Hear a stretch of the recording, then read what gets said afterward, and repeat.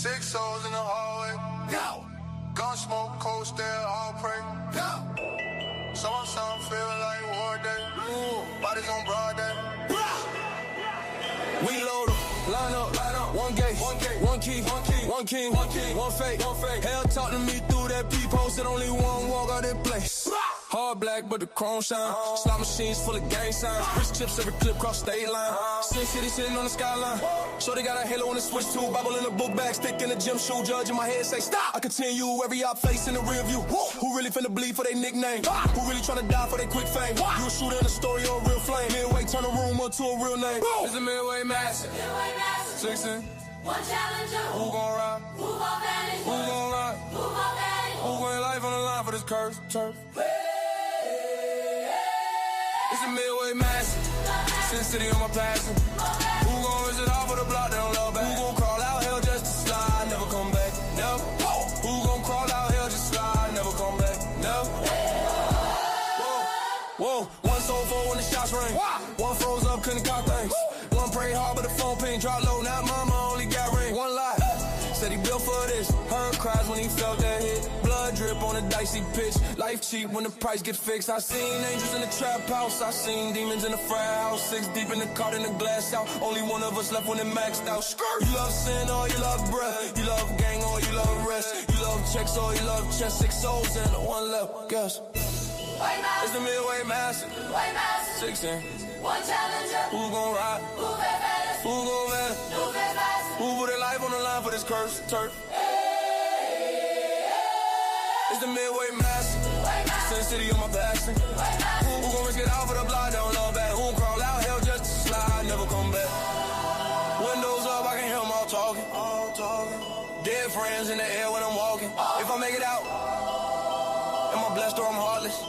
If I die here, was I real? I'm talking. It's the Midway massive.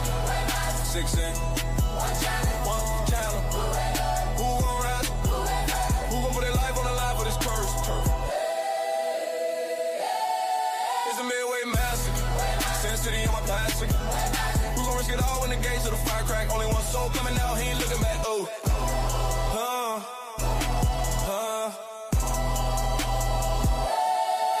Yeah. Way massacre. One challenger. Who gon' rise?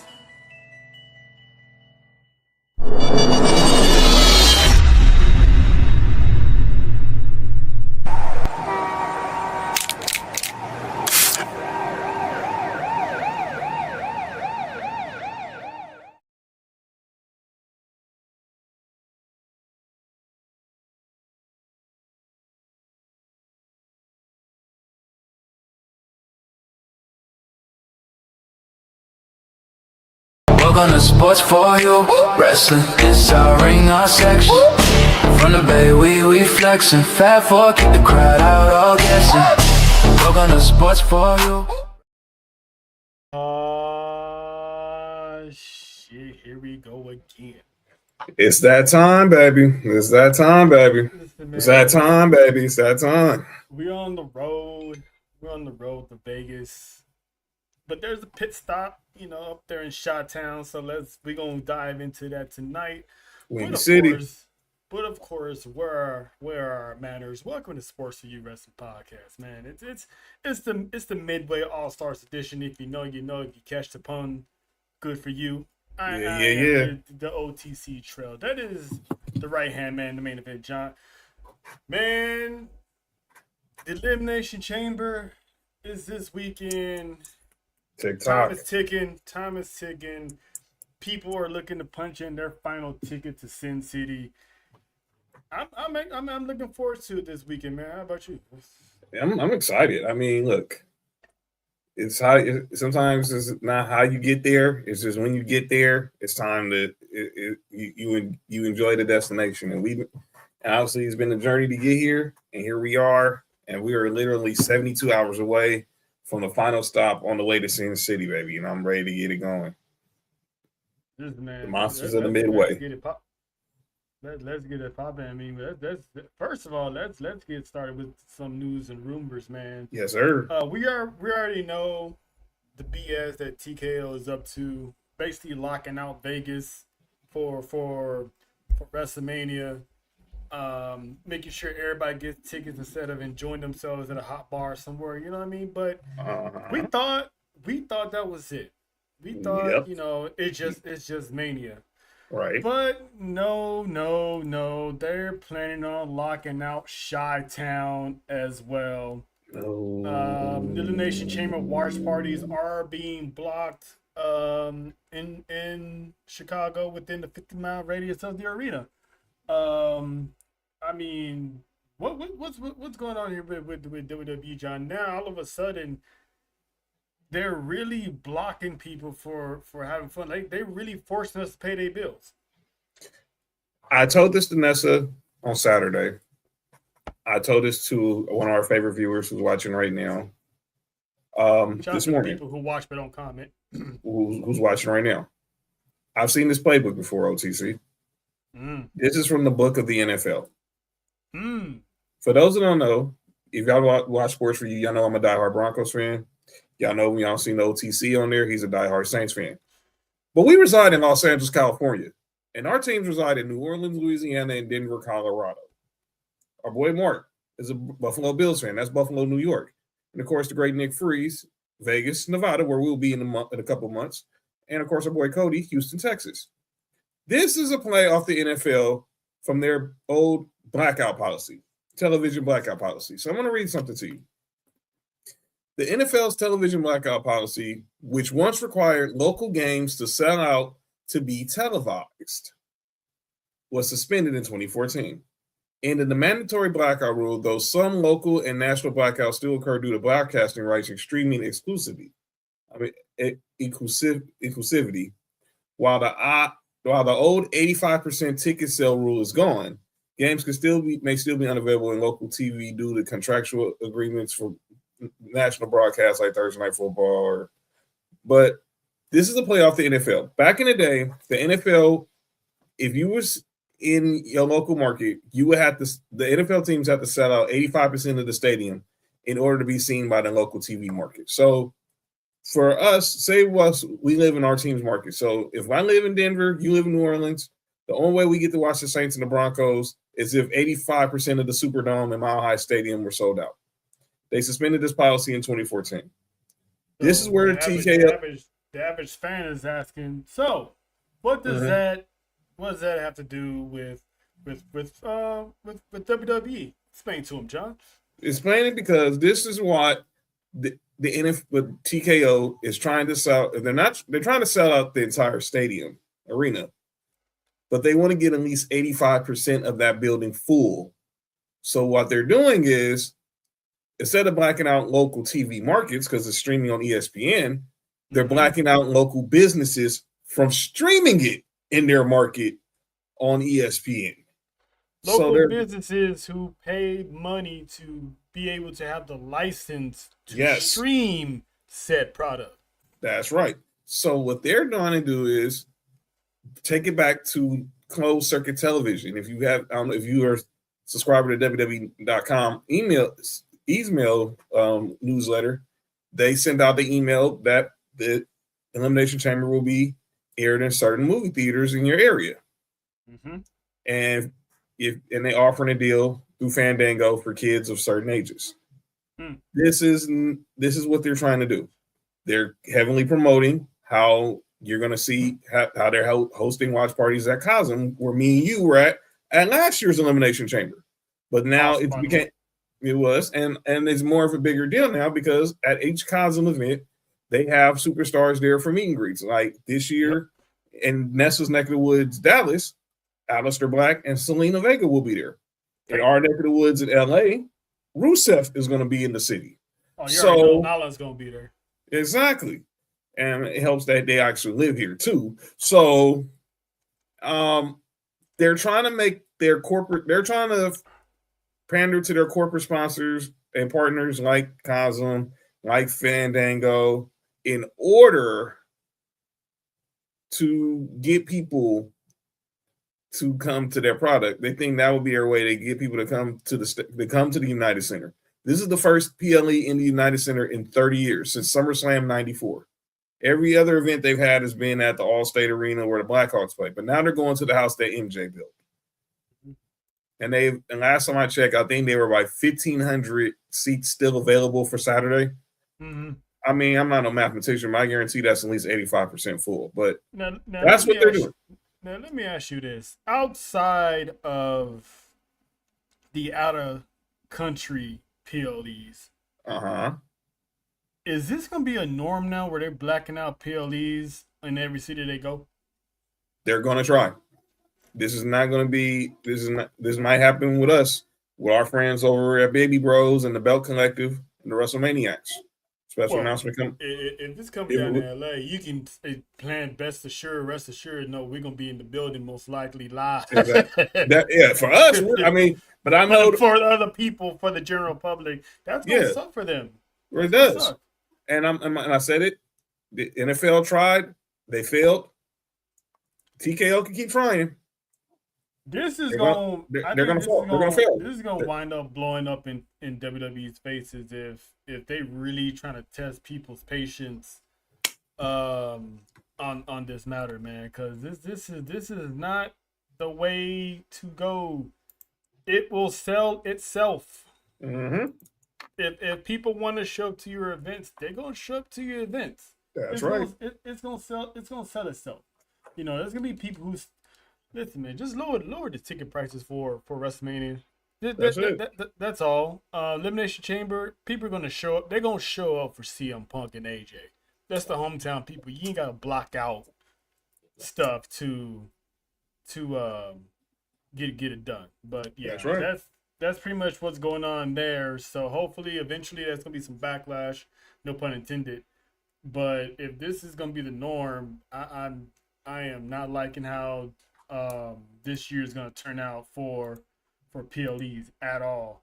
And again, people, remember the names: Ari Emanuel, Mark Shapiro. Yep. Remember the names: Ari Emanuel, Mark Shapiro. Listen, remember the faces. Remember these faces. Yep. Go ahead. Go ahead. TKO is jacking up the prices, not WWE. Just remind people of that. TKO is jacking up the prices. We're gonna keep saying it. WWE. We're gonna keep saying it. We're gonna keep saying it. Because WWE was never in debt. It's never. TKO. And we're doing. And I'm gonna talk about this Friday on Sports for You. I'm gonna have to deal with this with the Lakers. New ownership. They're high. Yeah. Picking up prices. I dealt with this with the Dodgers, but people show up. If people want to go, they're going to make a way to go.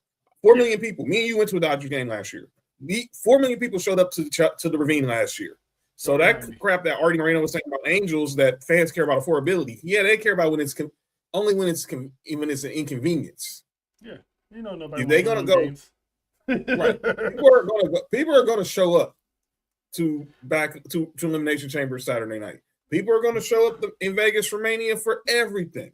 People are going to show up in Tampa for Backlash. Hopefully, the Fat Four will be somewhere near there. And then people are going to show up in Minnesota for SummerSlam if the rumors are true about a certain beast might be calling it a career in his home state. People will show Rumble. He should. Based off right. People will show up, but don't give them away. But don't give them reasons to push them away. Yep. So we're going to keep the theme going because, we're on the road to WrestleMania. And one of the staples of WrestleMania weekend was NXT. The hottest, their biggest Super Bowl of their brand always resides in WrestleMania weekend. And ever since WrestleMania has gone 2 nights, TakeOver, Stand and Deliver, has always been, in the earlier window. Mm-hmm. Well, this year, NXT Stand and Deliver will stand alone. And what I mean by that is April 4th, they will have their own weekend to themselves. No WrestleMania weekend, none of the anxiety of trying to build and produce 3 separate shows from Friday Night SmackDown to NXT Stand and Deliver to WrestleMania both nights. And let's not forget the Raw after Mania.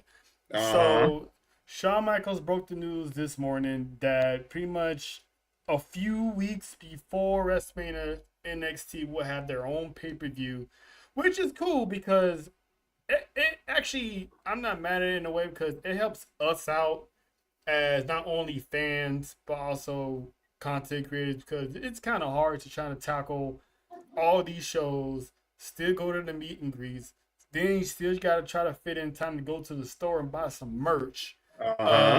So but I have theories. Me and John got some theories here about why they're taking NXT out of WrestleMania weekend.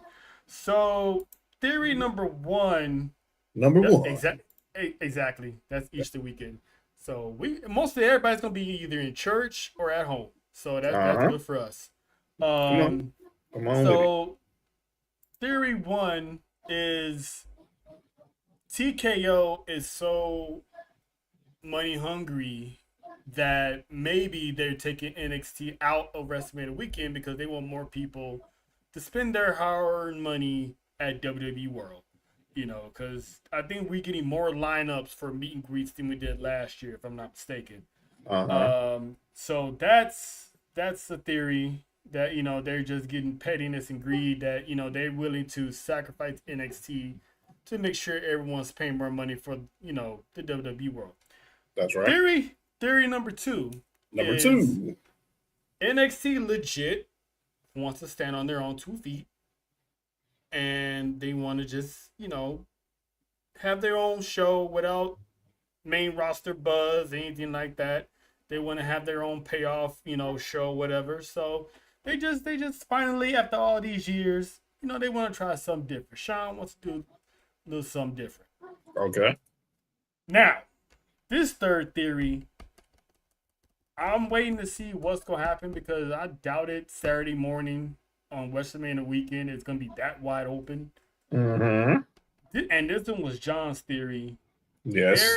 They're taking Stand and Deliver out and possibly replacing it with AAA. Which it would make sense because, like John said, AAA needs more of the buzz that Stand and Deliver does, because Stand and Deliver has been around for years now. They got their own buzz. That's AAA right. is still in its baby stages of being pushed to the forefront of, American television.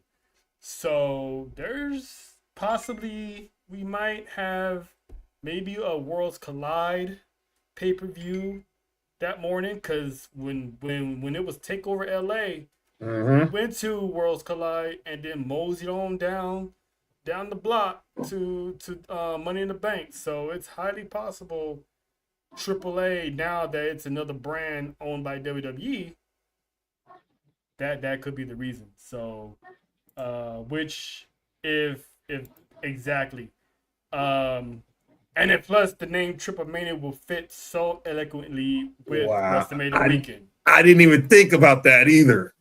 That is so true, Nessa. That's so true. Triple Mania at WrestleMania. Okay. See. Okay. Uh-oh. Hey. Uh-oh. Hey. Listen. Don't listen. Hey. I got you, John. Don't worry about it. Dog, listen, brother dream.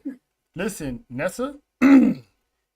You're talking about Las Toxicas. Let's not forget, as of right now, one dirty Dominic Mysterio still works in AAA. He hasn't been forced to leave yet.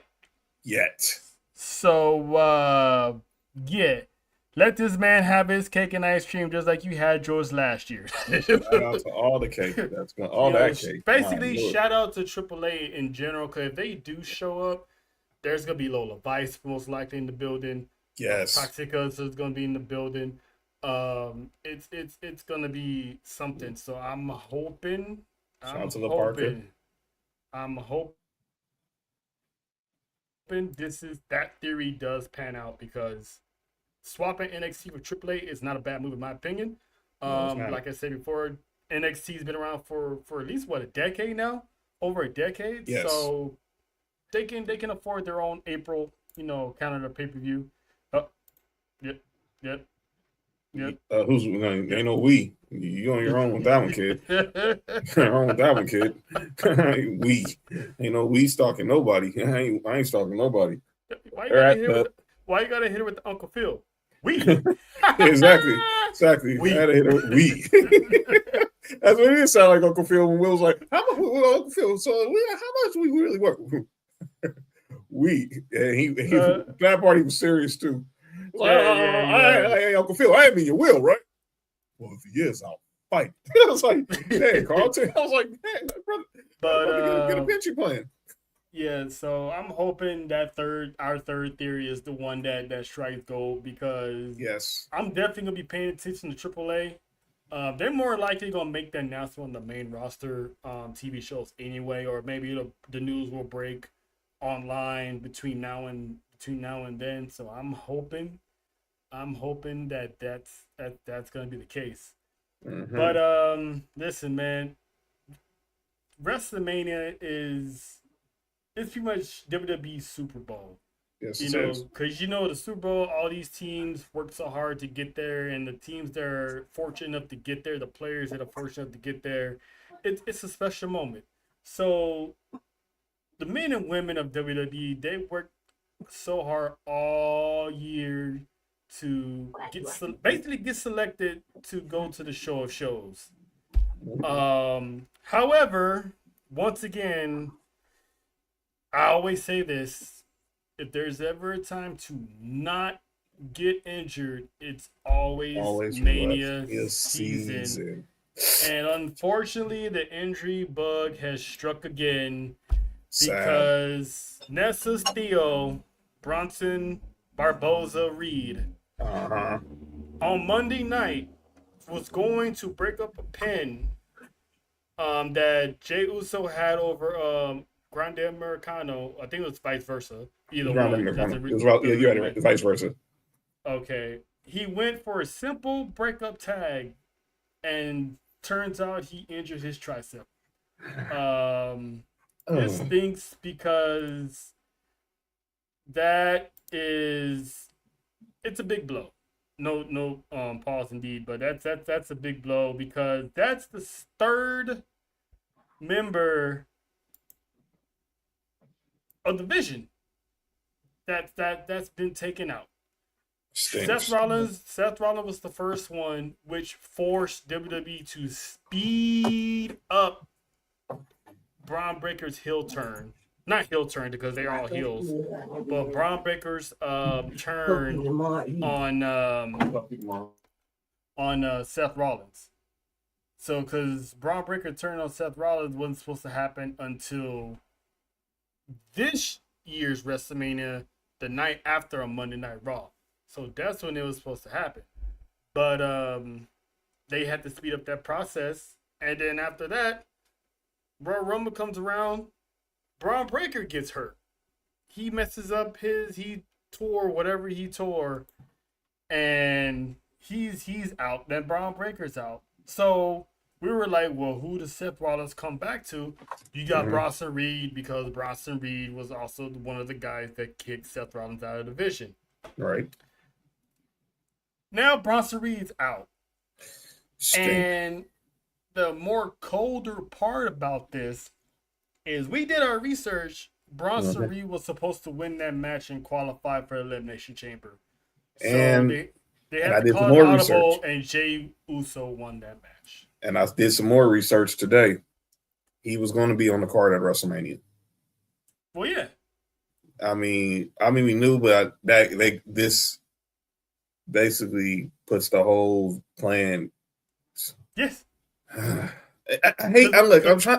hating this for Bronson Reed, because, like Nessa said last week, said in the comments the other day, he missed WrestleMania last year because of injury. What up, Mommy Mimi? Shout out to the Mimi Morning Show earlier today. He missed WrestleMania last year because of injury, because remember, he jumped off the cage at War Games and broke his ankle. Yeah, man. And of course he would get the Mania card, because remember, John, I told you who would be the next one to go if Bronson Reed can't go. Who's gonna take his spot? And I said it should be Bronson Reed. Right. And we got our answer. It was gonna be Bronson Reed, and now he's out. and Jey Uso is now, which obviously makes better sense because they're building the Americano War, probably on AAA. Right. So this team is cursed, man. It's something about the vision because now we just got Logan Paul and Austin Theory, which begs the question now, John. What happens to these? What's gonna happen with this guy? This guy's out of work. Oh, and wait a minute. Time out. Speaking of work, Somebody someone has clocked back in to work, and the first thing I said was, you didn't think you was gonna clock back in to work and just gonna smooth past Sports View Wrestling. You was gonna smooth past 5-4 and not say hi. But back from her sabbatical, back from her much needed vacation, the queen of the island, representing the ATD, ladies and gentlemen, welcome back, Miss Wrestle. What it do? What it do? What it do? What's going on, Faith? But yeah, we're just now talking about the vision. As you can see here, obviously we all know Seth Rollins is out. Braun Breaker went out a month ago. Now Bronson Reed is out. The vision is cursed, but what I'm more concerned is, are these masked men gonna have jobs now? Because this is their whole entire job was to terrorize the division, cost them any match in every match until Seth Rollins gets back. So are they gonna really push Logan Paul and Austin Theory? Should they just get rid of the division now? Or you think Braun Breaker is gonna make a return sooner rather than later? What you think, Faith? I think Braun's coming back, but I don't think the vision's going to last too long. Especially now with Bronson Reed out. I think he's out indefinitely, correct? Yes. Yeah, torn tricep. He's gonna be gone a couple of months. Yeah.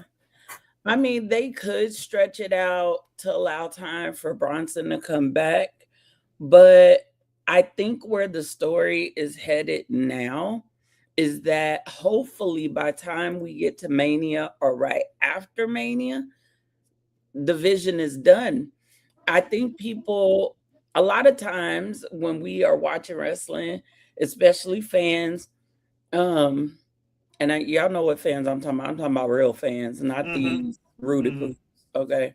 We're going to talk about them later. But I think we sometimes get so caught up in what's going on that we forget to reconnect things. And everybody's so into, who's the hooded mascot, blah, blah, blah. You have to remember the message that was delivered to Paul Heyman from Seth through his wife Becky some months ago.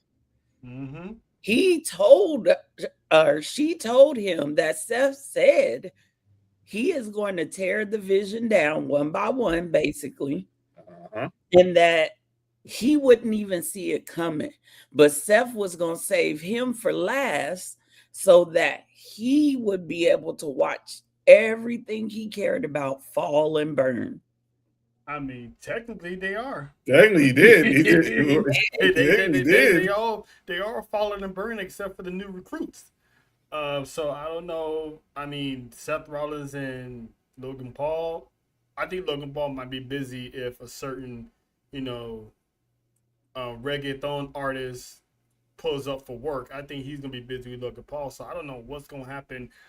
This might work in Seth Rollins' favor on the simple fact of it helps him heal up even more.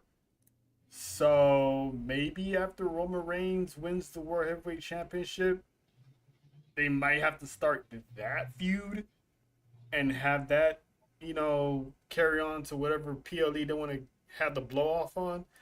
But this is another long list of people, and it stinks because it's literally in the matter of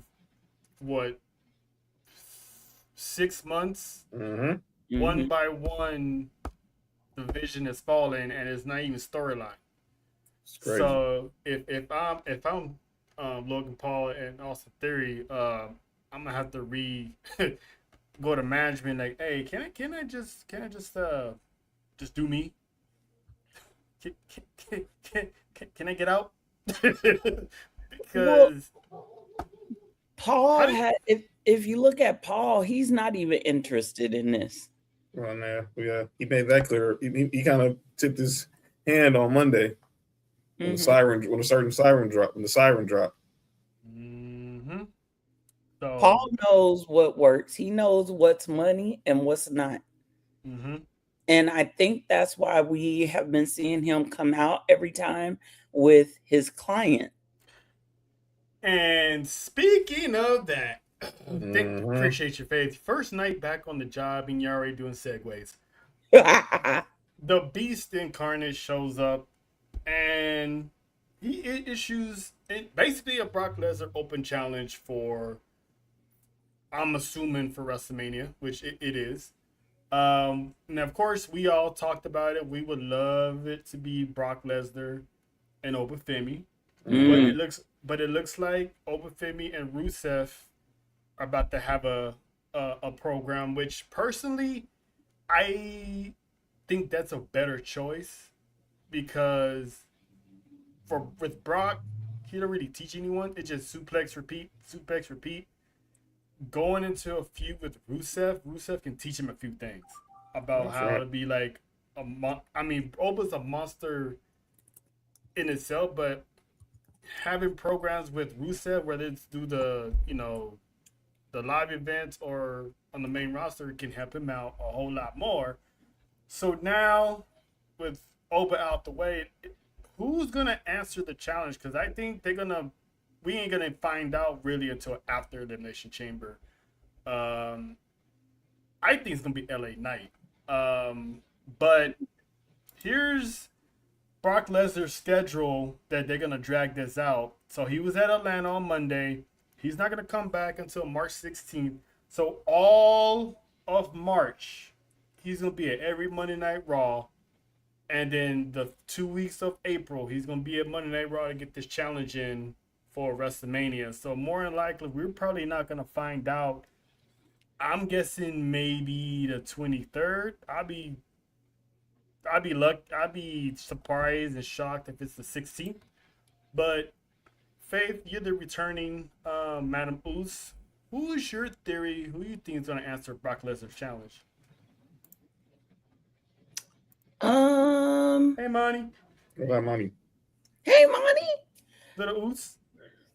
No, that was me. But anyway. I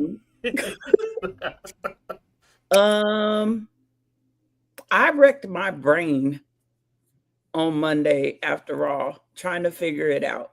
Who could be big enough to get in the ring at Mania with Brock? Who, either you got to be big enough or the company really believes in you to push you that way, right?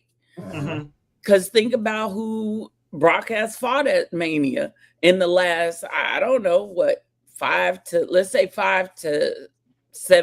8 years, right? We know he broke the streak.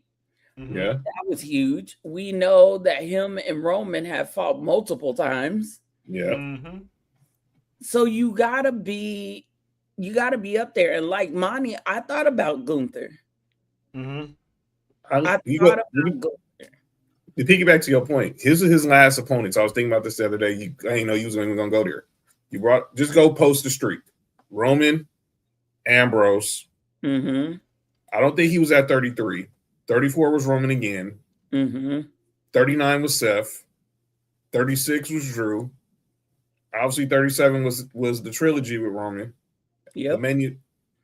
He wasn't at 30. No. He wasn't at 37. 38 was the trilogy with Roman.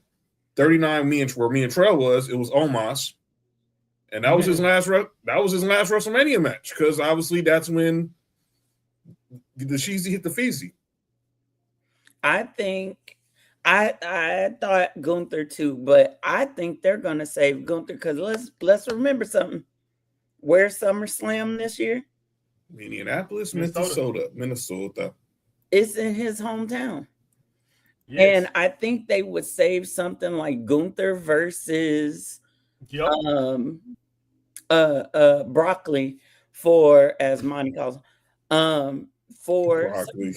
I think they'll save that match for SummerSlam. If it's not Oba, the only other person I can think of, because everybody else is busy. All the other upper echelon is busy. The only two people that, one of them I would like to see, the other one I'm like, that makes sense. So if it's not Oba, I was thinking, could it be Randy Orton? Because what is Randy gonna do at Mania? That's. I'm glad you mentioned that, because That's a good question. That's a good question. Now you notice how Drew always stuck his nose in everyone else's business, so you kind of figure out that it's leading to a multi-man match. So now, for some reason, he stuck his nose in Randy's business. Right. So there's a little rumor going around that this might be a multi-man match for the WWE Championship at WrestleMania, which is something different, as opposed to just being Cody and Drew. Because, fans are going to be like, oh, we don't want to see Cody and Drew, you know what I'm saying? So this might be something huge for that. So I don't think it's going to be Orton. I'm going to stick to my LA Knight theory. Yeah. John, what's your take on it? Yeah, I'm thinking LA Knight. I'm still going to hold out faith that it's Oba. And now looking at those dates, San Antonio, Boston, and the Garden. Do you really? They're not letting this. They're not letting this go past the Garden. Clearly, I think it happens in San Antonio. I think that first. I think that second. I think it happens in Boston, and then we get that another show. It's either going to be Boston or the Garden. It's going to be either Boston or the Garden. It's one of them two. And I think it's probably going to be LA Knight and since we now know that Brock isn't going to come in there and destroy the chamber to get a pod. So, and you talked about it on Monday. This was a better way of putting Brock in the WrestleMania without it being chaotic. Just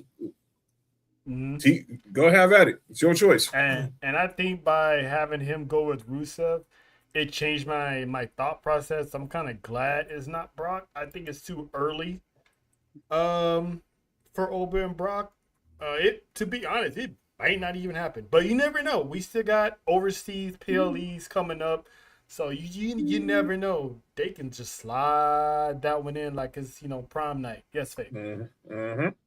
Hey, yo. Since we're on the topic of this whole nobody in the back wants to face Brock debacle. Oh yeah. We talking about that. I want to throw a wrench in that program real quick. What's in the box? Oh, we're gonna get to that. That's part of the artillery. That's part of the Elimination Chamber prediction. So we're gonna get to the box later. So I think it's gonna be LA Knight. I think we're gonna find out as early as San Antonio. They can wait it out to Boston, get a big pop out of that. So I think one of those gardens we're gonna find out.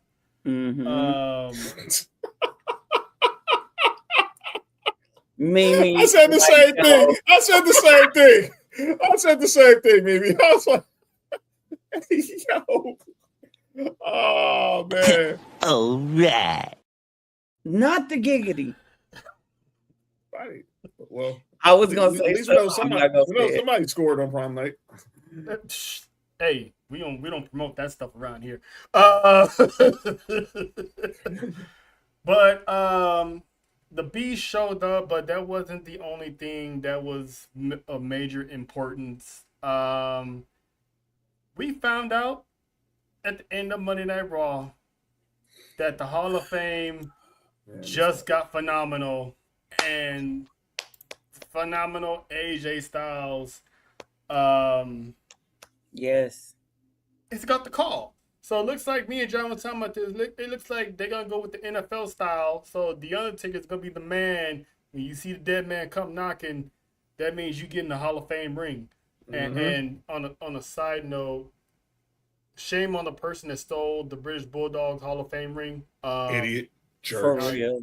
Y'all some trash. But anyway, back to Steal this. from a dead guy. I have so many words to say about this render. Yeah, I kind of added a little bit more to it, so it's a little bit more, get rid of the wrinkles. But this man's career, 20 plus year career from the later half of WCW, he was let's call it for what it is. He was kind of a nobody. Right. Career took off in TNA, became the man in TNA, went to New Japan, owned over there. Came to WWE and had a phenomenal, no pun intended, all puns intended actually, a phenomenal 10-year career. But a lot of people have raised questions on why AJ Styles got the call. So the rumor is that WWE quickly gave AJ Styles the Hall of Fame to prolong any chance of AEW booking AJ Styles for maybe a retirement match over there.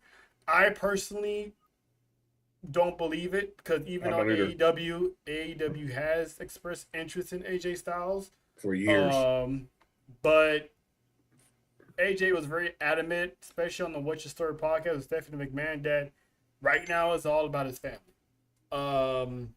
But he did say you just never know. So, Faith, I'm going to ask you, do you believe or have any % of belief of this rumor that WWE could be just doing this as a pettiness ploy? Because Cena isn't announced for the Hall of Fame and won't be announced for the Hall of Fame this year. But AJ Styles got it quick. Is it just WWE giving him his flowers?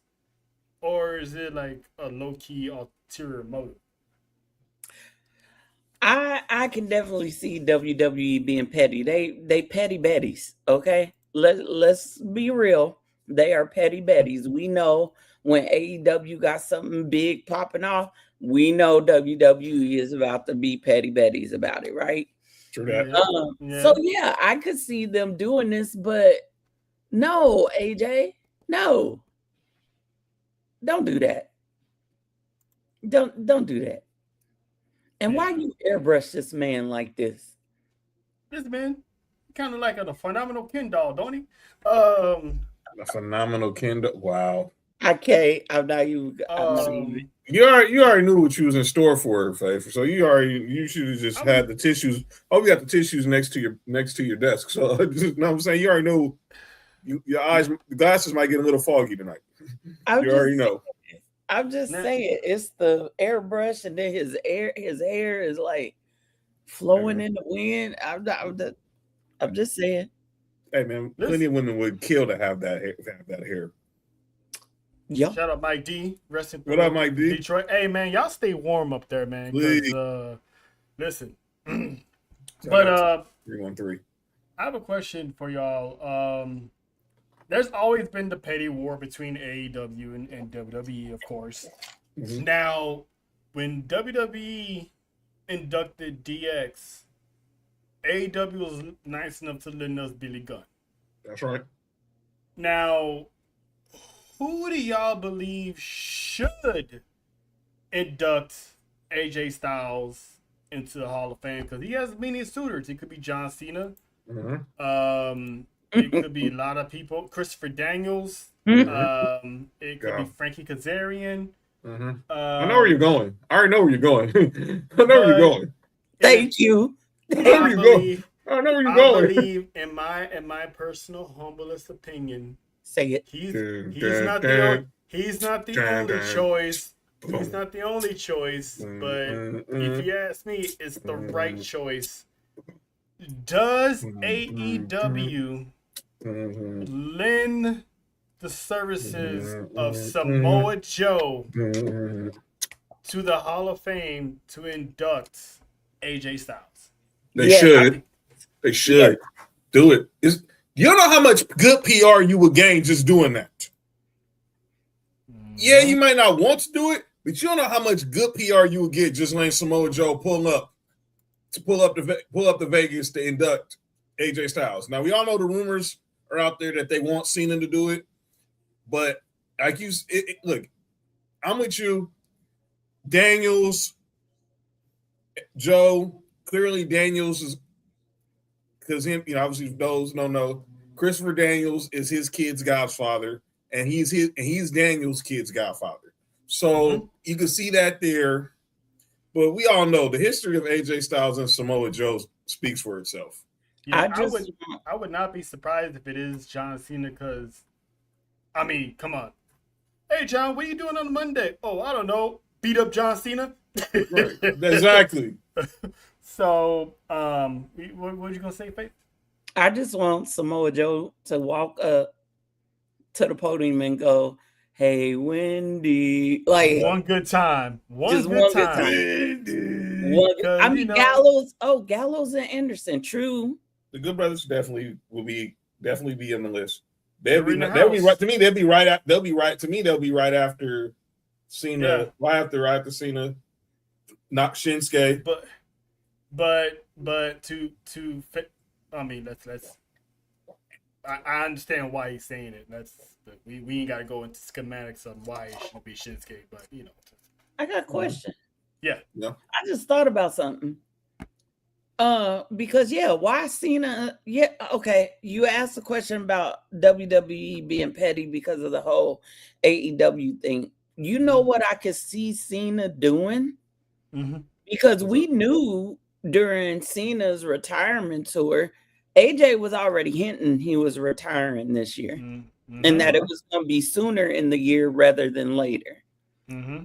I could see Cena turning down his inductee to allow AJ to go in. I could. I definitely can. Yeah. 100% agree. Maybe. I mean, the greatest giver of all time, letting AJ have his flowers. So that means what? Cena's getting retired in Saudi? Either Saudi or 2028. Because they're gonna do the Hall of Fame in Saudi. Let's not. I know. That's what I'm saying. No, I'm not talking about Cena. Either he do it in Saudi or he waits to come back to the States. But I could see it no later. I could see it happening next year in Saudi. Mm-hmm. Or if a certain boss pulls up, then does he consider pushing it back another year? If you smell what I'm cooking. And you know what? And if he goes in next year and he shows up, you already know who's inducting him. Exactly. So, but as John would say, I believe when I see it. True that. Now, get ready to believe. I know. Because it's that time and a whole lot of stuff has been pushing in motion. That's for sure. What's up, Dalton? Now, unfortunately, we always talk about the returns of the final boss, possibly, hopefully, the return of Samoa Joe for one night only do this Hall of Fame speech. But there's one return that we might get, and if you ask me, it's very hypocritical of the IWC if this happens. So we all know that there's been rumors of Saudi buying the WWE off of TKO's hand, off their hands, to pay TKO's debt, right? So now there's an actual player in the mix that could be part of this. And that is one Vincent Kennedy McMahon. Supposedly Vince let's assume all legal issues were dropped and he has nothing going on, everything, innocent, all that stuff. He's exploring the possibility of buying back WWE to TKO Holdings, being backed up by Saudi investors,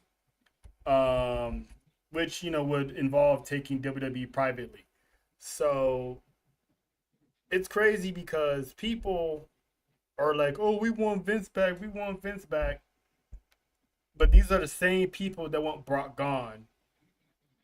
So you want an innocent guy who's been proven innocent as of right now, unemployed, but want to bring back a guy who pretty much is the reason of this whole lawsuit and all this stuff.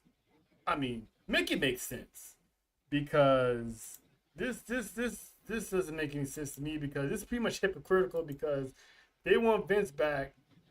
They ignore all the stuff he's accused of, but there's some evidence on Brock, but yet he's a womanizer, he's this, he's that, and they want him gone.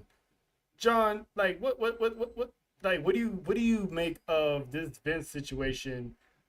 Of him potentially, I mean, let's remember, he was forced to sell his stock and step down because of his legal issues. So, can the lady go first? Go ahead, Faith. First off, my only problem with Brock coming back was it was Brock, and I be sick of Brock. It had nothing to do with everything else. Number two, I don't want Vince back. I don't want Vince to have his hand on this company. I know people think that Vince still has the mind sharp enough to make WWE great again. No pun intended. Oh. But Jesus Christ. I said what I said. But could he do this? Yes, but I think if people did their research, they would find out something. I think he would have a little trouble. And because of one person in particular who has, last time I checked, 51%. Oh, I would assume that'd be his daughter, if am I correct? Nope, it's nobody in his family. One Dwayne. Yep, the final boss. You think Dwayne wouldn't be cool with Vince coming back? I'll say this. Was there love between Vince and Dwayne as far as we saw? Yeah, there was love, there was respect. But I'm gonna also say this. The Dwayne of now is not the Dwayne of old. True. True. And the way that Dwayne respects the women, not only in his own family, just women in general, that would be a courtroom battle. And I don't think Vince has the money to survive that battle. All right, let me go. I think this report is bullshit. Excuse my language. Let me say what, like you said, the 51%, and I think he did sell all his shares of TKO. To Minnie's question, let me be clear. He's not. I'm just going to throw out some names: Jerry Jones, Al Davis. How did he look at the end when you got in the 80s? Didn't look good. So you gonna bring this man back? Y'all would just complain. If anything should tell y'all why this should go back to what AJ Styles said on the Raw recap. What's the one quote that's been gone viral since AJ Styles' retirement? WrestleMania lost its luster. Your creation. And a lot of that was you. We could put last year on Triple H, all that, but let's keep it a buck. Up until you sold this to Endeavor, he was the one that was doing a lot of this creative stuff. So we're gonna bring that back. But in the Trail's point, we want to get rid of Brock and keep saying keep calling it and slander him. We're clearly right now he's guilty until proven innocent. He's innocent until proven guilty. Excuse me. And there's been clearly no proof for TKO to keep this man out of work. But there's proof on Vince. Oh, I got you in a second, bro. But there's proof on Vince. Because why the hell are they going to arbitration in June? Hello. But y'all want this man back because y'all so thirsty and put Dalton's comment on the screen. You know which one I'm talking about. The first one. I'm not a Vince man, but okay. You can say that about TKO. We already talked about that earlier. and Triple. Okay, this is the problem. I'm gonna let you go ahead. This is the problem. Y'all the same people who wanted Triple H to run creative. This ain't gonna happen overnight. So he's not gonna bat 1,000. We clearly see that. So if you take the good, you gotta take the bad. But you do not have to take what's worse. Go ahead, Trill. I have a question. People are saying that, Triple H is dropping the ball. Let's throw some names out here. LA Knight. Yeah. Triple H is doing LA Knight dirty. He's not being pushed, blah, blah, blah, right? Hey, John, what was going on with LA Knight when Vince was in charge? Ask Maxine Dupree. Ask the Maximum Male Models. The man wasn't even wrestling. He didn't even have the LA Knight name. LA Knight didn't debut until Vince stepped down. Max Dupree. Second. Dupree. Second. Not LA Knight. Second question. People say that, Triple H don't like minority stars. But let me read off some names here. Lash Legend. Star. Trick Williams. Megastar. Carmelo Hayes. Star. Jay Cargill. Goddess. So soon to be Soruka. Future star. Kiana James. Another future star. Pretty much all of NXT call-ups that's been happening. Look where they are right now. Faith, John, what usually happens to NXT call-ups under Vince McMahon's tutelage? They get buried. Go ahead, cuz. I was just about to say, what NXT call-ups under Vince McMahon's tutelage? Because where they go? Pretty much. Now, look how long it took with DIY. Go ahead, cuz. I'm sorry. I'm going to confess my sins. I'm going to confess them. Let me confess. Okay. I was very much one of the ones talking about Triple H every week. Okay. Faithfully. Mm-hmm. Calling them ball fraud, all kinds of things. Triple H, I'm sorry, my bad. I didn't understand fully the role that you had. You just the front man. Mm-hmm. You're not the one calling the actual shots. You the front man. You got say so.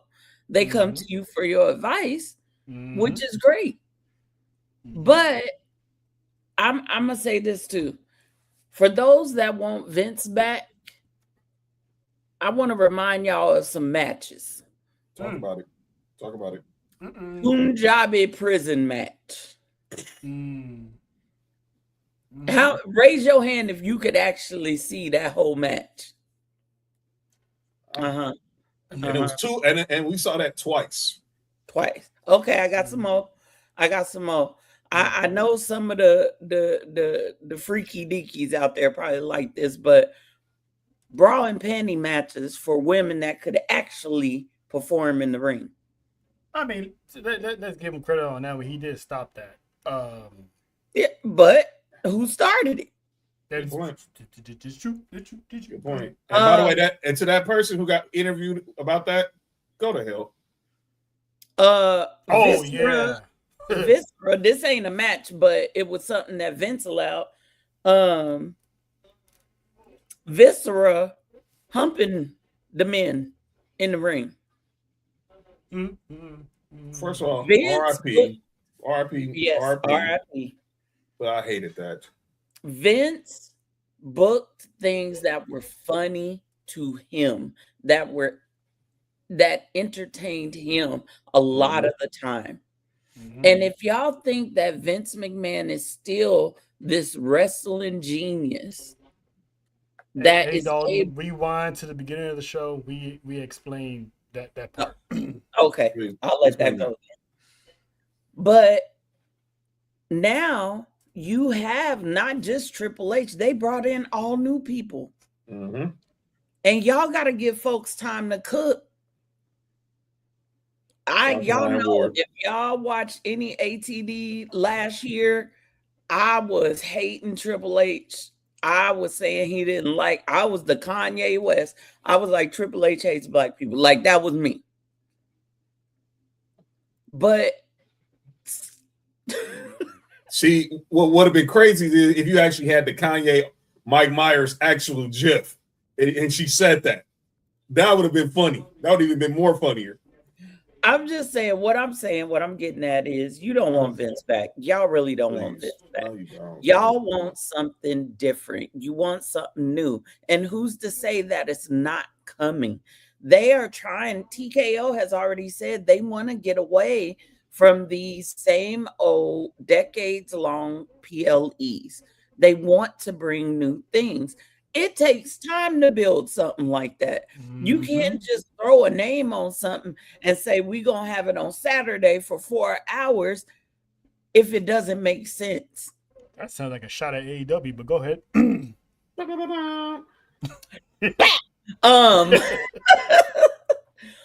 But y'all don't really want Vince because it is not going to be the Vince that you remember.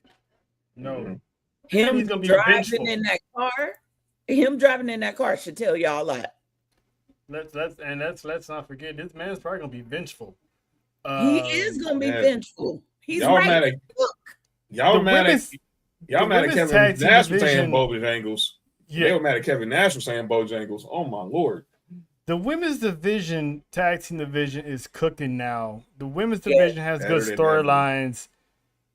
When's the last time they had that with Vince?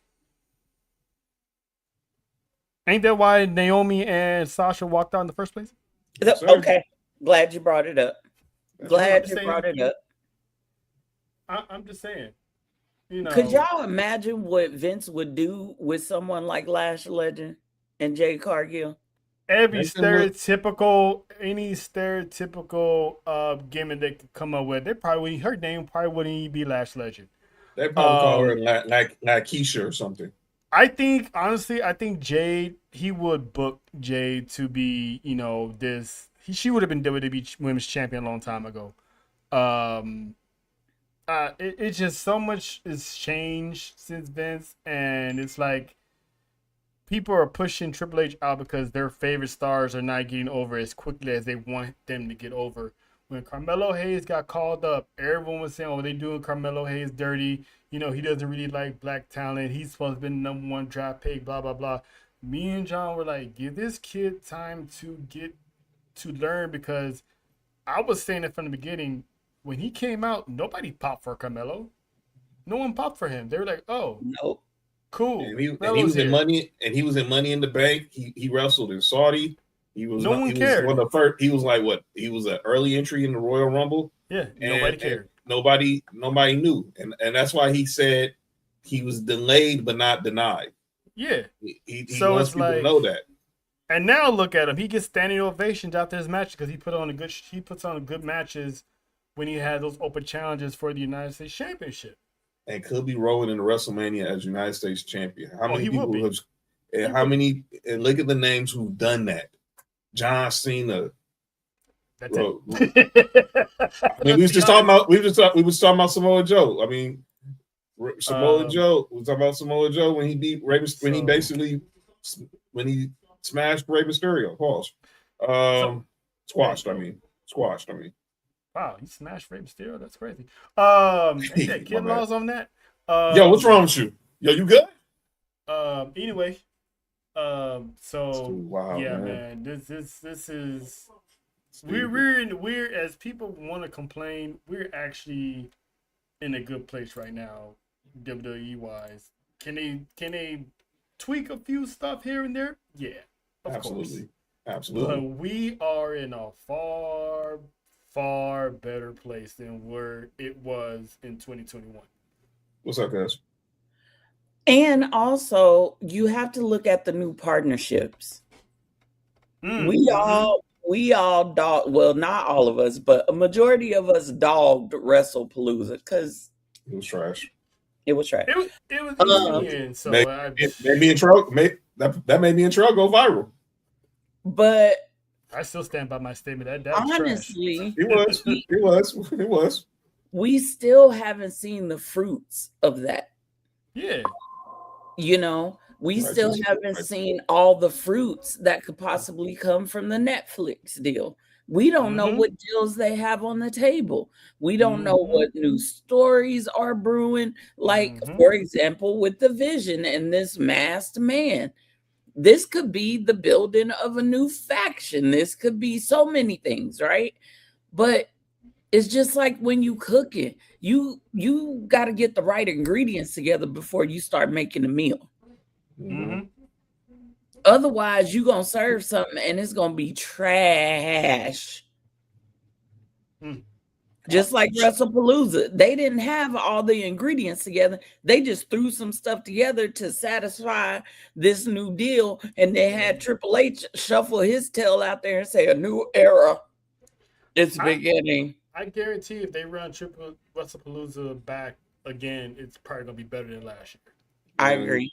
And the promotion's going to be better. It's like I got ESPN, NBA on my TV right now. In the scores table, it's ESPN WWE Elimination Chamber. The promotion. I was watching that. I was watching the Royal Rumble the weekend. I had college basketball on this side. Right. I had the Laker game on this side, and then I had the Royal Rumble at the bottom. I'm like, oh, this is sweet. Yeah. And the Royal Rumble that replay on Sunday did good numbers. It did. It did real good numbers. It did. But yeah, I'm glad we talking about sports because we're gonna pivot a little bit. We're gonna pivot a little bit to Tuesday night. Oh man, because you know me and John, our teams reside in the SEC. You know, his team is Tennessee. You know, shout out Raw to Nation. But my squad is, you know, obviously LSU, right? Them Bayou Bengals. And Tuesday, I'm just minding my own business, being a good person, you know, being a good guy, you know what I'm saying? Just chilling. Shout out to the Chop Up. I was on the Chop Up, you know, keep keying with the boys over there. Turn on NXT. And the NXT, LSU's finest, and not do me fine. Jada Parker shows up, breaching suspension, by the way, because the woman is supposed to be suspended. Yeah, suspended, yet she beating up Nikita Lyons at house shows.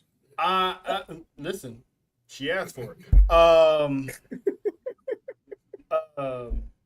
I'm glad to see her on TV, not because of, you know, she looked good, but, you know, the whole neck injury rumor that went on like last week or 2 weeks ago. I'm glad to see her out there doing her thing, giving Blake Monroe the rump shaker because she came at that thing hot, just bang. Long hair don't care too.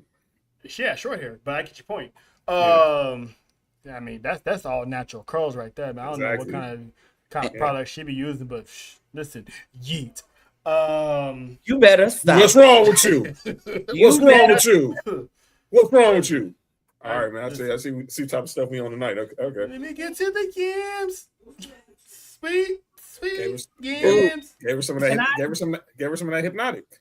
Can I address that comment? Yeah. Yes. About Jada. Mm-hmm. She's one of us. How can I say this? She's in that gray transition period. Mean Phillips. Sorry, people call me. They know that she has it. Lord Jesus. They know that she has it, but they're building her for it. That's right. That's a good example. Good wordage. Good wordage. So that's where Jada is right now. They are not going to give her everything right now. I was the one screaming, "Hey, put a title on her," right? I was like that at first, but then I came to my senses and realized what was going on. But I think they're building another superstar in her. So it's going to take some time. It's going to be awkward. And another thing, all this crying over Blake Monroe. Now y'all upset? Listen, Blake Monroe herself says she is in no rush to go to the main roster. If she needs to stay down there to get herself right, she gonna stay down there to get herself right. She is in no hurry. She knows what she's doing. By the way, who did she pin in her first? Who did she pin in her first match? Was it Jada Parker? No, it wasn't Jada Parker. It was one JC Jane. She said, yeah. She said she was keeping the belt warm for her. Back to Jada Parker. These two are probably going to be battling over the NXT Women's Championship. Exactly. You know what I'm saying? So exactly. Pay attention to these feuds that are going on because NXT is under a new era as well. They weren't putting her in no dang speed tournament because they're squashing her. They needed to keep her busy. And they had to pay off this whole whatever botch that happened between her and Thea Hale. And the best way to do it is insert the rivalry with Jada Parker. And now the woman from Hell is going to try to come unleash on Miss Parker real soon. Listen, I'm all for it because, like I talked about this before, with all these call-ups happening, with Sol Ruka, I'm predicting Sol Ruka getting the call after TakeOver. I agree. Kalani Jordan, she's been kicking ass. She's probably going to be getting a call-up maybe after TakeOver as well. JC Jane, who, showed up at the Rumble, that's her pretty much audition. She might be on the way up. So there's going to leave room for, the Blake Monroes, the Jada Parkers, the Tatum Paxleys, the Izzy Danes. Now it's going to be their time to shine. And then, of course, the Evolve Women's Champion, eventually she's going to lose that title and go straight to NXT full-time. So, next week. And Evolve is, listen, they're making their way. They already got new tag team champions. So shout out to, Evolve cooking right now. And, yes. Just to throw another name into someone, are we talking about people either going from NXT to main or coming into NXT and doing what they need to do to build there? You say all the above. I'm gonna just throw her in that mix. PJ Vasa. That's all I'm gonna say. She'll be holding after next week. Evolve Succession 2. She'll be holding after next week. She's gonna be the next Evolve Women's Champion. So she's holding after next week. The pattern ladder it's gonna happen. It's there. She's gonna be the one that ends. She'll be Kendall Gray next week, and Kendall Gray will get the call. Callie Armstrong's gonna be right behind her. Kendall Gray might be the one to beat JC Jane. Who knows? And if JC's going to main, could somebody teach her proper squats? I just need. Okay, never mind. Anyway. Some things just don't change. Okay. Welcome back, Faithy. Some things just don't change. And thank you, Shawn Michaels.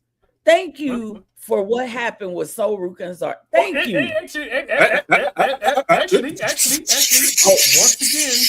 once again, like I do the pops. Don't tell nobody. Once again, another segue, because that's exactly where I was going. My Lord. Shout out to the beast who is finally unleashed. I've been saying this since last summer. When are they gonna break these two up? And Zarya picked the moment of all moments when Sol Ruka was getting her first ever NXT title shot and got blasted with a spear and got hit with 2 F5s. One of them on the announcer's table, and she said the coldest thing ever. She's a soul snatch that bitch. And with the KOD, with the literal KOD. I'm like, now Zarya, it's her time, and she punked JC Jane into getting an NXT title match next week. Let's be honest, Sol Ruka's getting her get back. Yes, she is. Sol's getting her get back on that. And that's going to launch a feud into probably Vengeance Day. And it might drag on to TakeOver. And that's the last we're going to see of Sol Ruka by the hands of Zarya. So now Zarya's going to be that beast that's going to be terrorizing the women's division.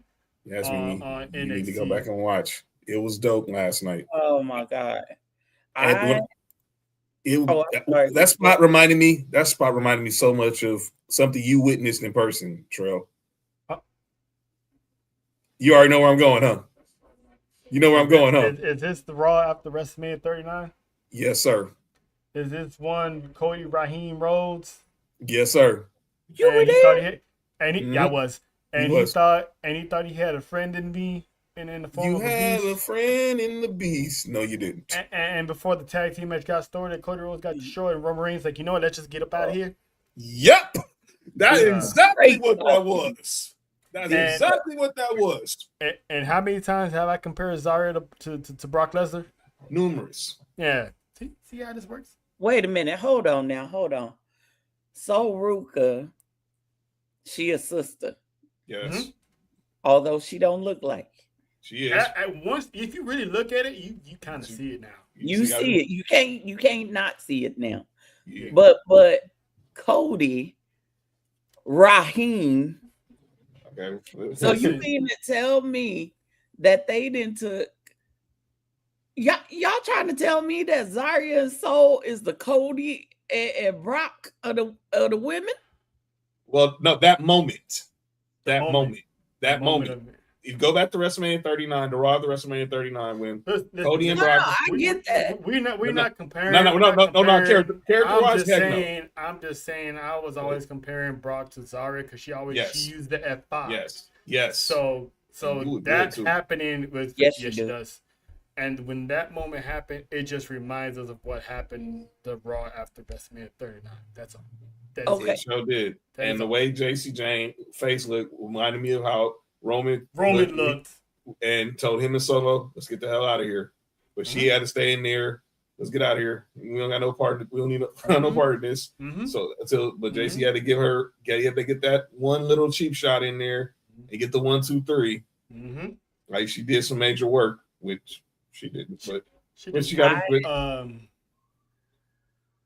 But I am so fangirling Mhm. over Miss Zarya. Mhm. I'm just gonna tell you, I have been waiting for this breakup. That woman fine too. I need Research. Zarya to just destroy every woman in NXT. I think she will. Tribal Oh. Chief. All What? those L's. Happy All birthday. those- Happy Happy belated birthday belated once birthday. again, Devin. And hope you enjoy the shot. Hope you enjoy anything that's going on in the city this weekend, bro. Be safe. Oh yeah, him and his son definitely gonna be in the building. But But all those. Go ahead, Faith. I want to see. I have so many matches in my head with Zarya that I'm hoping that we get to. Trail. Go ahead. Did you say Trail? I did. Go ahead. Continue. This dude is insane. You better eat your whole chicken to get. Never mind. Anyway, Here we go. all right. And I wasn't even the first one to mention it. See, I'm proud of myself. I feel proud. I wasn't even the first one to mention it. Listen, I eat the whole chicken because my name is Benito. But anyway, You know. But I want to see it while she's in NXT. I do want to see her and Jada mix it up. Oh, that's a must. That's a must. I want to see that. I want to see her and Soul have that feud. Like, it's gonna feed folks. I want to see her and Kalani. I want to see, heck, if they do Homecoming again, and Zarya's still down there, put Rhea? her and Jordan Grace together. no, put her in Rhea. Her and Rhea, the battle of the Aussies. No, I don't want that until she on the main roster, Okay, and I what I need said. it at WrestleMania or SummerSlam. she'll definitely be in the Rumble next year. That's I want to see her and one of Trail's favorites. Which one? Stephanie Tucker. No, she's It's talking about Raquel? big sexy. Raquel? She's talking about big Raquel. sexy. She's talking about big Yes. sexy. Oh. Yes. Where she was Tell me spooning you Liv. don't want to see that. Hey, listen, any of them. Triple Where threat. she was spooning living it. Let me shut up. Lord Jesus. Sorry. Anyway, Not the man team. all those L's. Man, Nessa, Oh, relax. shit. Nessa, relax. That sound like a low key call out. But anyway, Hey, yo! All right, I see what you're doing. I see what you're doing. All the Zara L's she took within the past 2 years Yes. is about to pay off. That's Started? why I was never. That's why I was never. I never lashed out about it. I'm like, they're buying her time because they got the women's divisions already stacked at the top. There's no room for her right now, so she's gonna be that next wave, and now her time is pulling up. Don't check the comments. Just don't. Just don't. Oh Lord. I'm not saying what. Nope. I'm not taking the bait. I'm not taking the bait. I'm not taking the bait. But yeah, so shout out to Zaria. I'm happy to see that it's finally happening. Yes. And it's happening at the right time too. So, yes. Yes, it is. Shout out to her. Keep it up. Now, Oh. I'm not highlighting that one. We had enough of that. We had enough of that all 2025. But shout out though. So I see. Just she did that on purpose because she nut because face here. That's all. I think knowing her, she would have did it anyway. Probably. Now, and that's why we know her. Yeah, we do. Now it's time to get while we're here. Yes. It's time to talk about the massacre that's going to happen in Midway. And that they're in Chicago, Midway. Thank you. Yeah. Thank you. Yeah. Elimination Chamber this Sunday. Go. Saturday. Excuse me. Sorry. Long week. Before we get into that special announcement, we were so successful in doing our Royal Rumble watch along a few weeks ago. We did it so nice, we got invited to do it twice. So we will be running it back, and we're going to have the Elimination Chamber watch along live in the city of Long Beach, downtown Long Beach to be exact, at Baby Bros. Me and John, we were not actually planned nor scheduled to go. I told him we wasn't going. We was gonna hold out for SummerSlam, whatever, because Vegas, we're gonna be in Vegas for Mania. So the guy hit us up and said, "Hey, you guys coming? Because I saved the spot for you." So I'm like, "Well, can't turn it down now." they loved us so much, and they even promoted us on their social medias that we're gonna be doing our live reactions. So it's like, man, we feeling the love and Baby Bros. You know what I'm saying? We feeling the love. So everybody twerk in the chat. Everybody. We gonna run it back. One more time. We gonna run it back.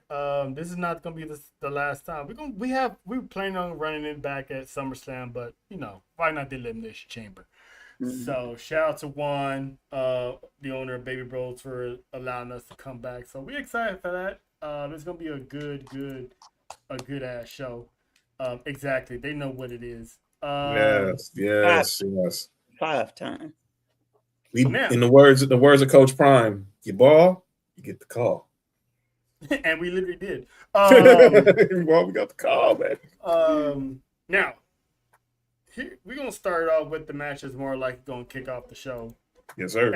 And that is the women's Elimination Chamber match. We got the rookie Kiana James. Well, can we really call her a rookie? Because if she never got hurt, she would have been already established. But yep, the new upstart, the newbie, we're gonna still call her a newbie. Kiana James, shout out to her for qualifying, by the way. Happy Black History Month. Asuka, Aussie, Big Sexy, Miss Raquel, Alexa Bliss, Mommy herself, Rhea Ripley, and of course, former WWE Women's Champion Tiffany Stratton. So this is already a star-studded Elimination Chamber. And of course, the winner gets Jade Cargill at WrestleMania. So I had said that Charlotte was going to qualify because I had Charlotte and Jade Cargill at WrestleMania. True that. Even Jade Cargill herself admitted saying that she thought it was going to be Charlotte at WrestleMania. Shocked. So So with Charlotte not in the Elimination Chamber, this is now a toss-up, in my opinion. Who is going to get Jade Cargill at WrestleMania? And it looks like it's going to be who I think it's going to be, but I'm going to let, the peoples, everyone in the comments to get their predictions in. Faith, I'm going to start with you. Who's getting Jade? And this might be a rhetorical question if the answer's the same as mine. I have two choices. I'll give you my number 2 choice and then my number 1. Okay. Number 2 is Rhea. Okay. Mm-hmm. And when I tell you my number 1, I'll tell you quickly why I chose her. Mm-hmm. Okay. Because I have a hope and a dream. Okay. I'm going to be Martin Luther King for her. Okay. I have a dream. My number 1 is Asuka.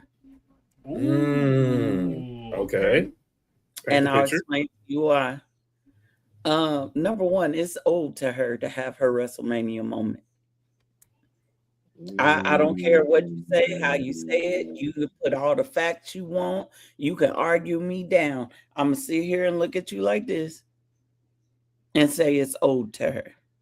How is she one of the most longest reigning champions?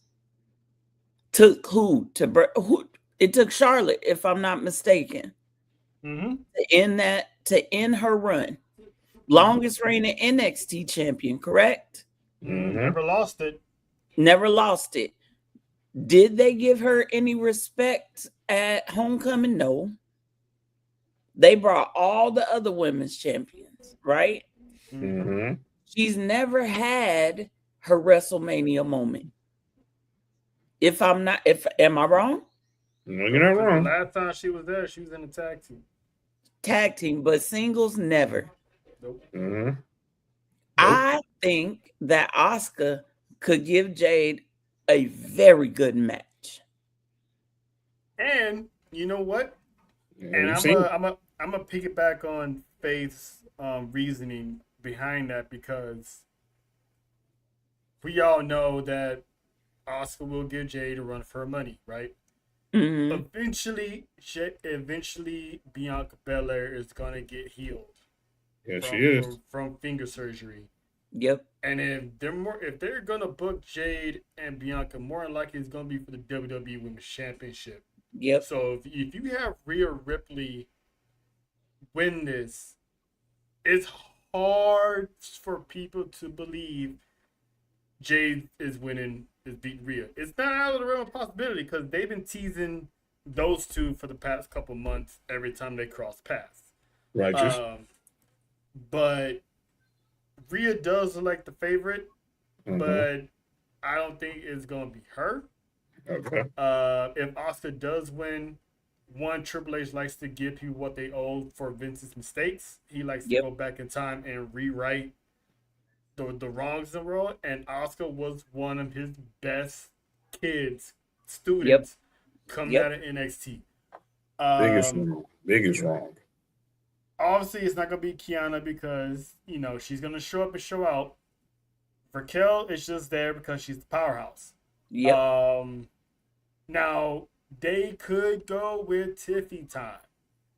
There's a slight possibility, because she got beaten by Jade and she never got a rematch. I'm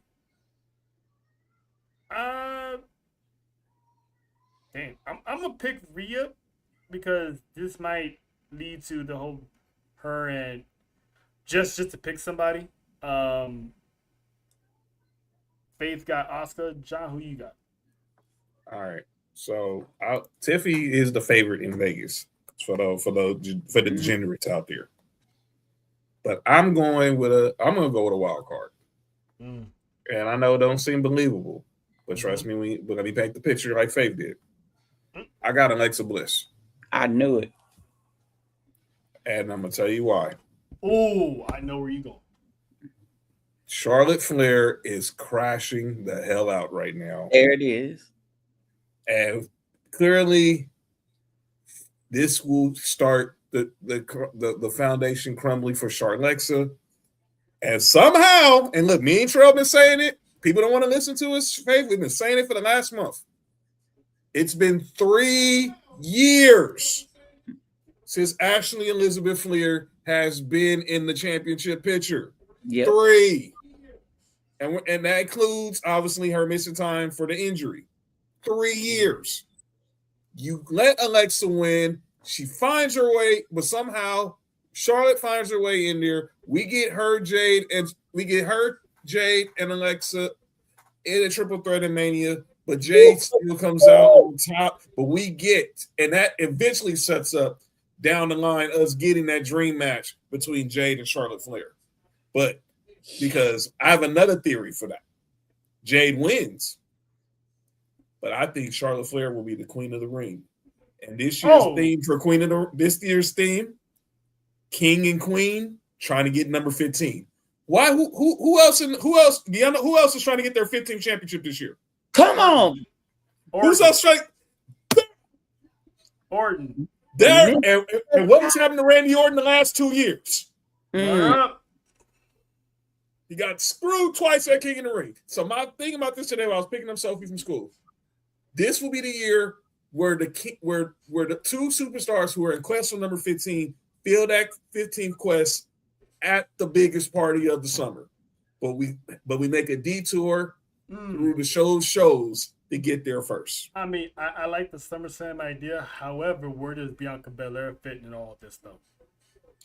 Where does Bianca fit in there? Because if she's healed up, I'm looking at Jade and Bianca at SummerSlam. If Bianca gets into the King in the Ring tournament, I'll compromise. If Bianca's healed, she wins. But if she's not healed, then I think we get Jade. Then I think it goes Charlotte. But I think tells me Charlotte Flair is going to find some way. Charlotte Flair is going to find her way in that match at WrestleMania. I think we're putting too much stock in SummerSlam. Let's not forget we got these PLEs overseas too. That's right. Clash in Italy. We could get Charlotte and Jade for the championship. I mean, June and July is wide open. That could be one of the Saudi shows. We can still get Charlotte and Jade at one of those as well. But I'm gonna say this though, outside of Rhea, the IWC is gonna bitch and complain on whoever else wins the Elimination Chamber. Outside of Rhea. So out of everyone here, it just might be Tiffany Stratton, but I'm loving the Asuka theory. Yes, babe. Bianca, and I love that idea that Mimi just put in the comments that the crate is an extra pod. Oh boy, that'd be funny. Hold that thought, Mimi. And that would be kind of ironic too, considering who showed up last year's Elimination Chamber. Go ahead. So we gotta play off that on Monday too. So here's what I'm thinking, and this is about Miss Bianca. Okay, we got 2 PLEs that I know of that are coming up after Mania. If I got my times right. Backlash. Trail already said Clash in Italy. Yeah, Backlash in Tampa. That's the one. What if we somehow, because they've done it before, where they will throw a championship match in there without any build because it don't need a build. What if Backlash, we get Bianca versus Jade? It's not out the realm. It's definitely not out the realm. They're in Florida. Bianca stays in Florida. So, and if they build Jade to be a dominant champion finally, she's gonna run through the challengers, which still could set up either Charlotte and Bianca to win Queen of the Ring, and one of them's getting a rematch at SummerSlam, and that's where you have Jade lose that championship. Okay, I know I may be dreaming, but I'm gonna throw this in there and just see. I just want to see. I'm gonna put this out there. let's stick with the backlash theory with Jade and Bianca, right? All right. What is something last year before a certain announcement was made? We were hoping that these three women would have an epic showdown. Ooh. Oh boy. I think that's gonna happen. They can finally put the nail in the coffin at boy. SummerSlam. Oh boy. Naomi could win Queen of the Ring. Thank you. But how crazy would it be? And we've seen it happen before. It doesn't happen often, but you got Jade and Bianca standing in the ring, and either Aldis or Pierce comes out and goes, "Hey, we're adding to this." And we just hear her music hit. However they do it, that feud, that right there, that match doesn't need any build. It needs closure. It needs closure. They're going to lose their shit if that happens.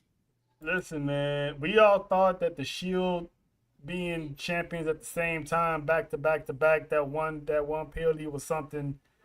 Getting this, which is something I predicted long time ago that it was going to end at SummerSlam.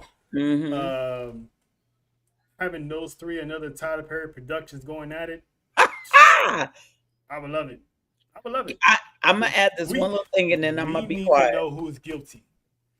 I'm gonna add this one little thing, and then I'm gonna be quiet. I know it's way too soon for this, but I'm gonna run with the idea that Mimi shared from Santi's app. I'm gonna run with it. How sweet would it be if it was a pod, and instead of Bianca, it was Naomi? It could be sweet, but I know it's too soon. It's Danhausen. Listen, that's the rumor. We gonna get to the box. Y'all jump the gun here. Wait, did you say Danhausen? Hold on. Save it for later. Save it for later. We're gonna go through our theories and guesses on that one. Okay. But I got Alexa. All right, so Alexa, Oscar, and I'm just gonna pick Rhea. It still might be Tiffy. Up next, this is the one that we're finally gonna get, and that is the Women's Intercontinental Championship. Becky Lynch and one AJ Lee Mendez Brooks, whichever last name you want to give her. Mother. Becky tweets like she's on Dimension Lynch. AJ was on Rare Form the other week when she basically low key ran down the women's locker room. Sure did. Just like she did a decade ago when she did the infamous Chuck Taylor pipe bomb. Yep. This match has been stretched out long enough, considering that AJ has an extenuous part-time schedule. I'm just gonna put it out there. I got AJ finally winning the Intercontinental Championship from Becky Lynch, causing Becky to go on this serious meltdown, and she's gonna walk into Vegas as champ. Faith, you feel the same way, or you think there's gonna be some shenanigans afoot and Becky Lynch still walks out with the gold? You know, the last time I bet against Becky, it cost me dearly. Yeah, but this ain't Maxine though. Here's my thing though. It's Chicago. It's their home state. Notice I said there. Uh-huh. Her and her husband. Will both Brookses walk out with titles? Mm-hmm. Yes. Oh, mm-hmm. Yes. Mm-hmm. Mm-hmm. Because wasn't Seth and Becky both champs when this whole feud with AJ and Punk started with Phil? I got words for you, but anyway. At Wrestlepalooza, they were both husband and wives. They were both champs. Yep, they came out there in that purple looking like. Anyway, I think this is AJ's time. My only concern is that part-time schedule. Right. Now. And I think that if she gets it, that if she is not going to give chances to women like Becky did when she got the NXT women's title, right? I think she should drop it to Natty. Just saying. Here's what I think is going to happen. She's going to win at the Elimination Chamber, and she's going to lose it at WrestleMania. To who? I don't know. Okay. There's so many people that can challenge her between now and then. Well, after Elimination Chamber, we still got all of the rest of March and then parts of April.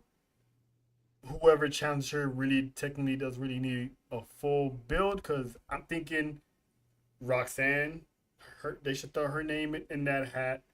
Or her Bailey should throw her name in that hat.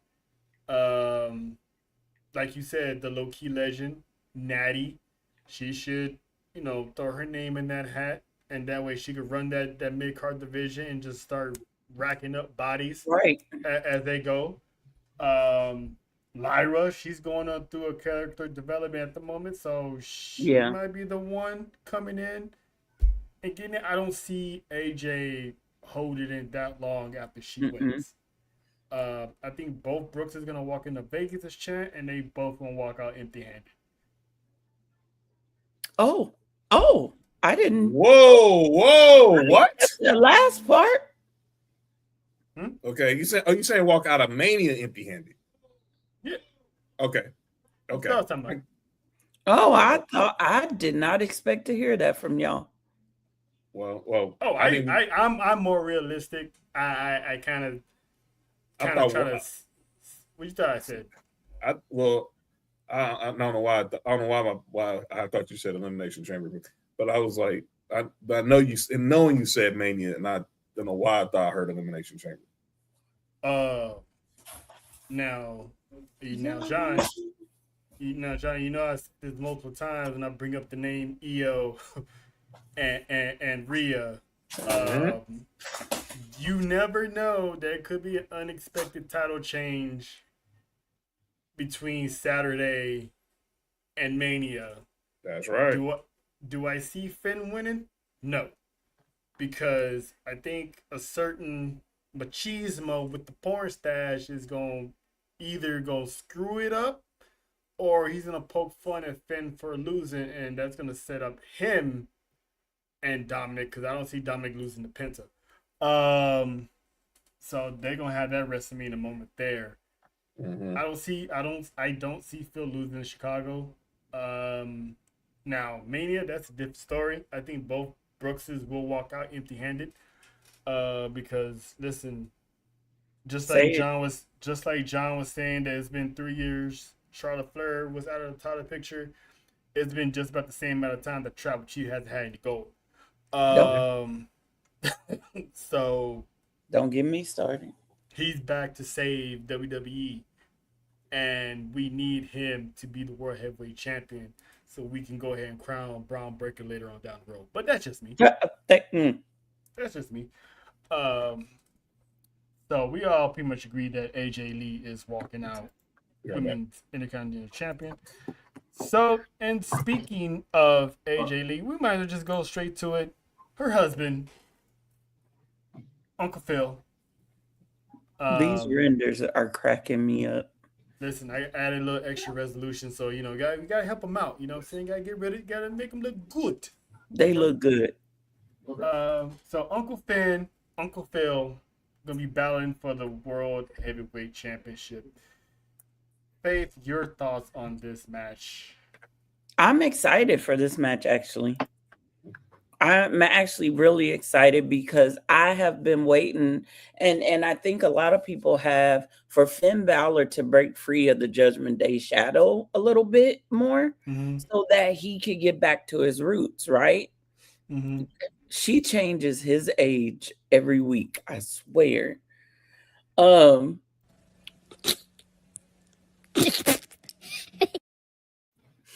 But I do think Phil retains. He has to. We got to have that epic battle of him and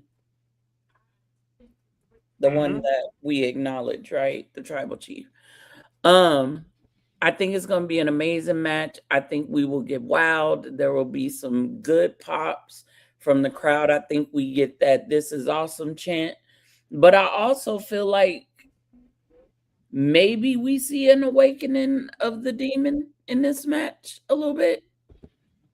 Possible. To answer not money, to Mimi's question, I don't think Pence is gonna win. He might. Let's just say Dominic, makes a comment about Finn losing, and then Dominic loses. Mm-hmm. So those two can still go at it at WrestleMania. Finn helps him lose. That too, and let's not add, Dom also has business in AAA as well. So there's a chance he might lose his mega championship also. So that's going to add more to this feud because he's going to lose it all and Finn's going to rub it in. Like, what happened, Dom? Thought you had it under control, and we get that feud. So I'm hoping Penta wins, but if he doesn't, I'm not going to be mad because I know where it's going. If Finn doesn't win the World Heavyweight Championship, he's going to be like, why? He's going to be that one dude from Life when he's like, I might as well eat your cornbread. He's going to be like, I might just take your title. You know what else I can see happening with this match, though? Because it's something that Finn said on Monday to JD. Nessa, he's losing both titles. Get over it. Go ahead. Yes. Let it go. And shout out to JD for a smaller head. No shame. I'm not trying. Not trying to bring any kind of funny. He looked great on Monday, and his head was smaller. But whoa, Stu said you got a smaller head. Hey, yo. Okay, so y'all taking it.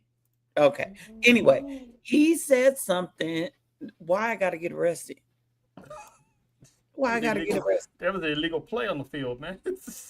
But he said something that sounded very, very, very familiar to the previous World Heavyweight Champion in the Judgment Day. I know Finn's not a World Heavyweight Champion, but what he said to JD was, I appreciate it, but I got to do this on my own. Whenever. Didn't Damien say that? Exactly. That's my point. So I think they are using that because also Rhea has said that. Her and Damien both said that before she got injured. But I think that is kind of the catalyst to say this person's on their way out of the Judgment Day. Mm-hmm. And Finn needs to be free from the Judgment Day at this point. The boy can still go.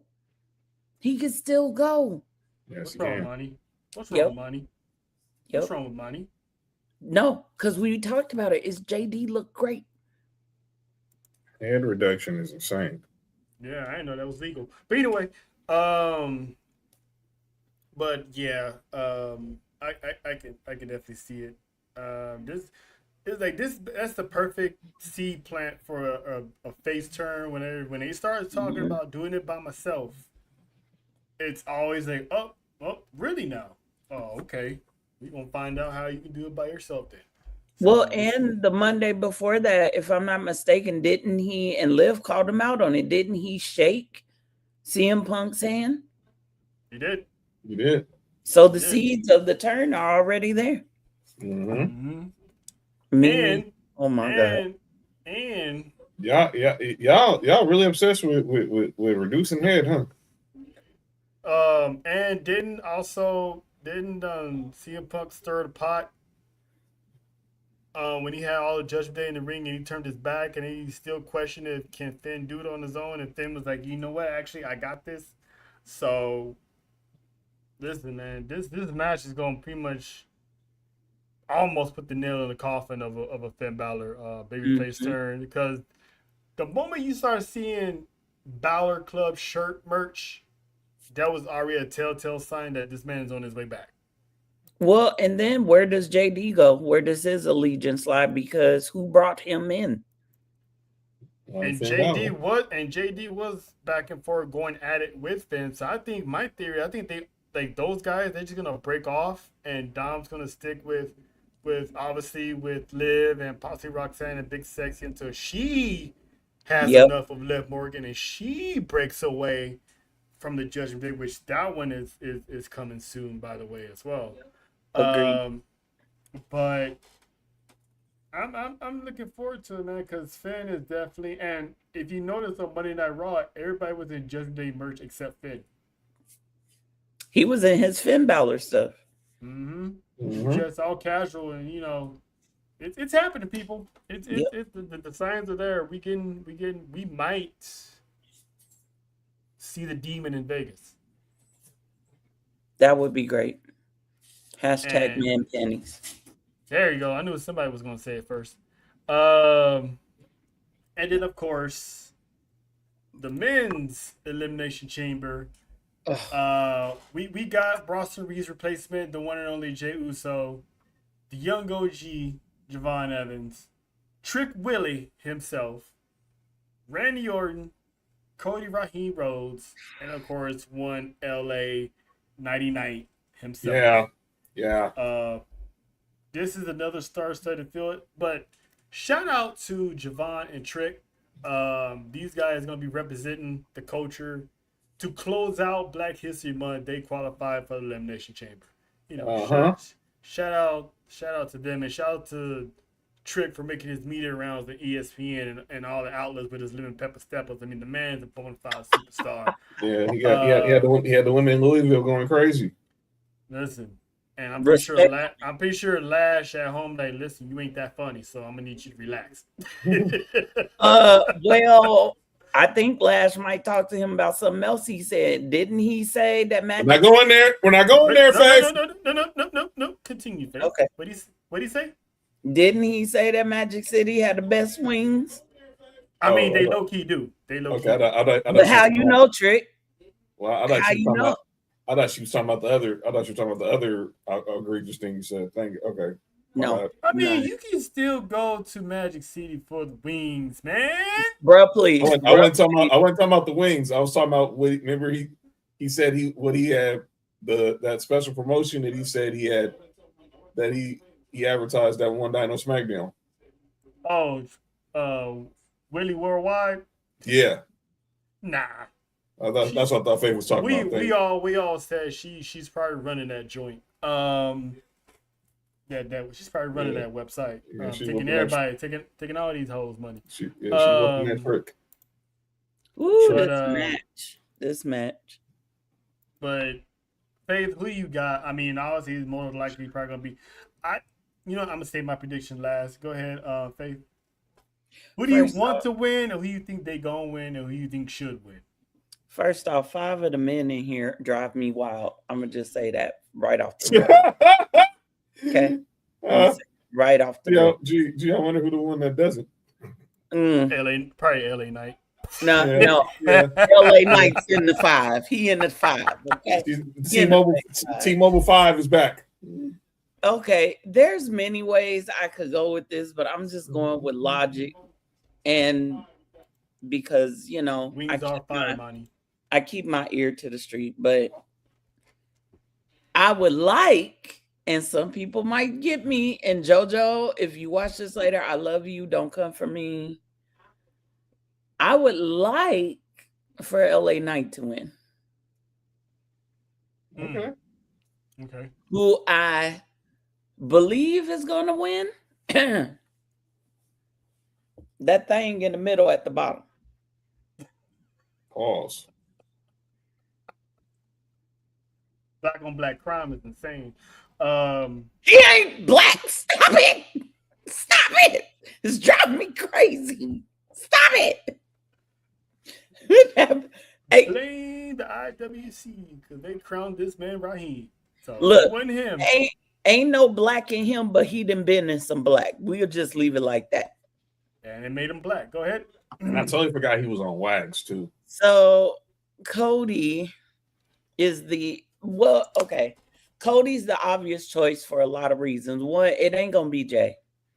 Nope. Jay's the tag team substitute. Yeah, he's a fill-in. He's waiting for Jimmy to come back. And Jimmy, can you give us an update about come on? Anyway, young OG, he's gonna be the high flyer of the group. He's gonna take some bumps. Lemon Pepper Stepper, I'm gonna call him the powerhouse in this one. Yeah, he's a secondary powerhouse. He's a secondary. Because obviously the real one, fortunately, got injured. Randy's gonna end up messing up with Drew and Jacob in that whole scenario. And it leads back to what you said, Trail. So you only got two people to look at. You got LA Knight that's not necessarily tied into a storyline right now. And then you got Cody, the previous champ, who y'all better get used to Cody. That's all I'm gonna say. I mean, he's QB1. I mean, he's the main. Oh God, I almost threw up. He's the opposite of Roman Reigns. Roman Reigns is here, and the person that always in his way is gonna be Cody Rhodes. Yep. Now, for me, it's either Cody or Randy, because I still think that LA Knight is gonna answer Brock Lesnar's challenge. Why I don't know, but I think that's LA Knight's just in there to be there. Okay. He's gonna have his moment with the Beast. I don't want to 100% say Cody on the simple fact of Drew McIntyre screwed over Randy Orton. Mm-hmm. So now Randy Orton definitely wants Drew McIntyre, because now he, like John mentioned earlier in the show, he wants to reach number 15. So now Drew McIntyre has Randy Orton, Cody Rhodes, Jacob Fatu already breathing down his neck. That's 3 guys. So I somehow believe Jacob Fatu will be seen in Chicago, and he's gonna wreck shop in that match. This match? Mm-hmm. Oh, okay. Yes, I agree. I don't know, and if you see Cody and Randy Orton, the last 2 people in the Elimination Chamber, a la Crown Jewel, be on the lookout for the Samoan Werewolf. Be on the lookout. Be on the lookout for Drew McIntyre as well. So if this theory holds up, with that WWE is thinking of doing a massive multi-man for the championship, Nick Aldis is gonna have a busy night trying to figure this out. Mm-hmm. I love the way you think, because either Jacob messes it up now, or a few people are gonna Shawn Michaels their way into this match. Did you say Shawn Michaels they way? Yep. Let's not forget WrestleMania 20, when it was supposed to be Benoit and Triple H who weaseled his way into. He did. Can I piggyback off of something you said? Yeah. I love the way you think. I love how you tied that together. And I see that now, because I forget about the Brock element when I look at this match and the participants in there. And so it could, I could very well see it being Randy, because has Cody got his rematch? Did I miss that while I was gone? Nope. So there is a way that if Randy wins Elimination Chamber, that's how you get to that multi-man match for the title. Cody didn't get his rematch. Randy wins the Chamber. Jacob, because Jacob thinks any of them could have done it. Mm-hmm. We still got to solve that one. And we don't know if Randy was involved or not. And the last couple of years of the EC, somebody done broke into that chamber. Yep. That's the one, Money. Cody's going to have enough. He's going to get sick and tired of people get into his business, screwing him over. What if somebody got took out before the chamber? I just hope it's not Javon, if that's the case. I don't think it would be. We don't need another Kofi incident. No. I don't think it would be OG or Lemon Pepper Steppers. I actually think it would be Jay. Who would take Jay out? Don't tell me it's gonna be Blood. You act like the Bloodline ain't done that before to get ahead. He's New not. Day? He's not. He's now. Someone else can take Jay out, and Jacob just so happened to be in the building, and be like, "Hey, you know what, Jacob? You gonna ruin my show anyway? Go ahead and help yourself." Yep. But then Jake will have to win the Elimination Chamber. Mm-hmm. I mean, there's a couple ways to go, but if we keep it as this, then yeah, I could see Randy. Because the reason why I said it, because what other reason does Drew McIntyre have of attacking Randy Orton? They have not intertwined themselves at all for a while, ever since he got dropped that RKO a while back. Right. They never. So why is he messing with Randy Orton now? But they're adding people to this. I think Drew's a liar, and I can go into that at another time.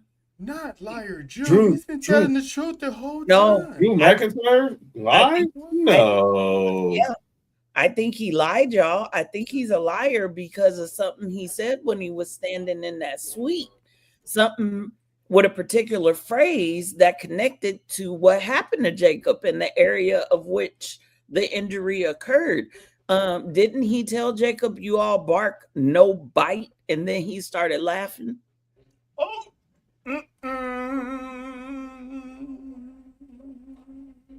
Y'all wanted Drew McIntyre to be a silent assassin to take out the bloodline. What if he's the silent assassin taking out his opponents? Just saying. Drew don't want to deal with Jacob. He's been showing us that. And he's getting tired of Cody. He's getting tired of Cody. And then now he stuck his nose in Randy's business, so now Randy's gonna be coming after him. Yep. This might end up being a fatal 4-way. By the way, who stood there and didn't help Drew when Jacob was open Drew's ass? It was Randy.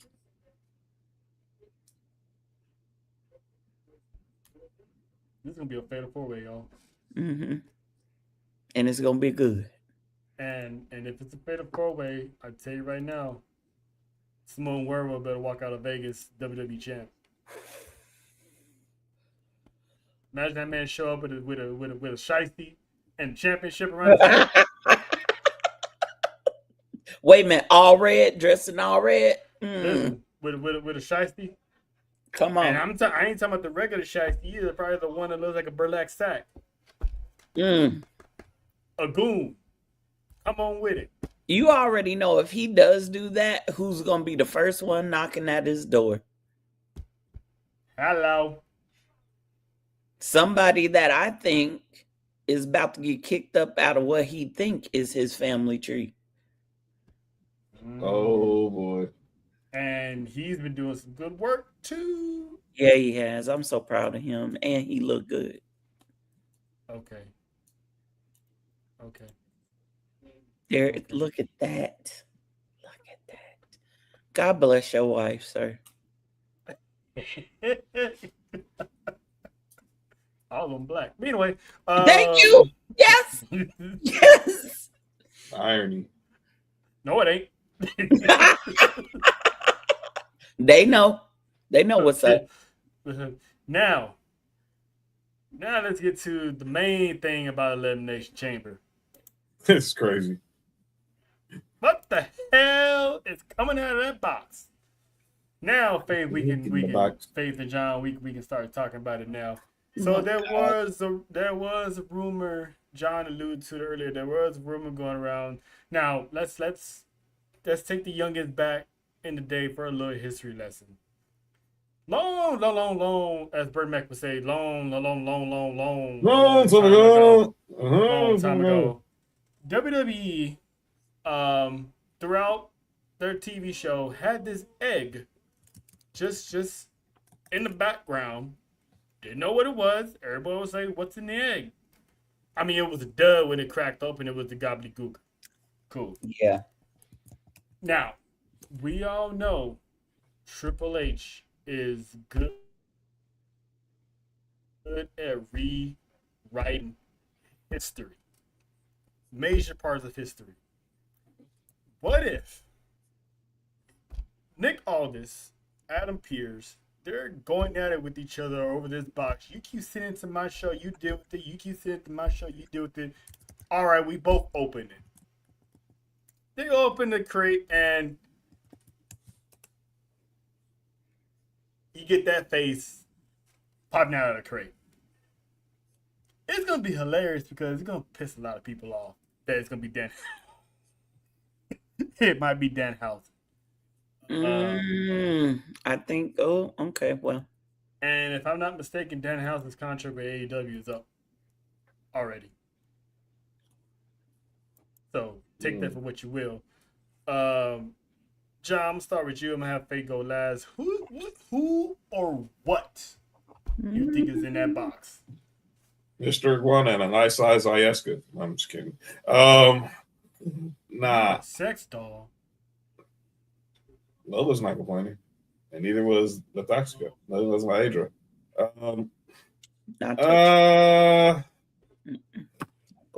What's in this crate? I really don't know, because obviously we can't. The Jericho theory is dead because his contract's on ice. Could it be? It's not Oba. It's not Royce Keys. We've seen them in multiple facets outside of in WWE already.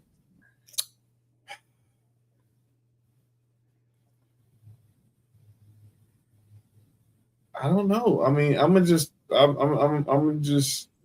throw something wild, and I'm just throw something wild out there. And I know I'm wrong as two left shoes because I really don't know. What the heck if it's The Rock in there? I'm just gonna say that. What if it's The Rock? And Cody Cody's wins Cody is obviously won the chamber. And his time, and he comes back to tell him to go F himself.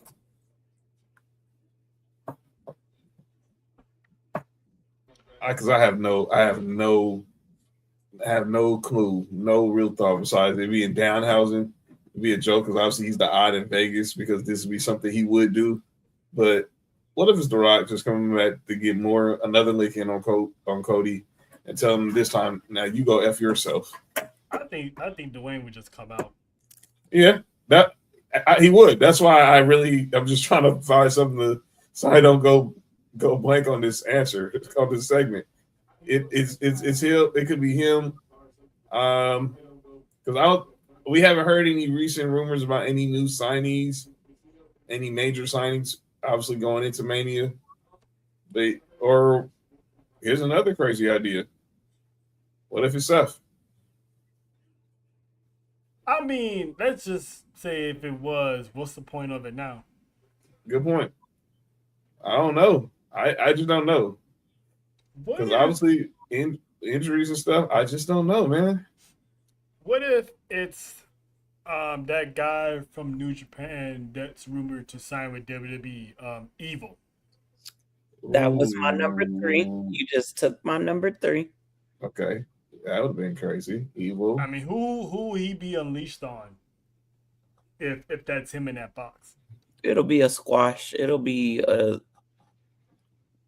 it could be Apollo Crews. I don't know. But they got to open this up. Why you got to put the brother on the chopping block? It's got to be. They're gonna open it Saturday. Faith, who you think? What was your other theories outside of Evil? Okay, you took Evil. Sometimes you need a friend. You got a friend in me. And what's another name for a friend? A buddy.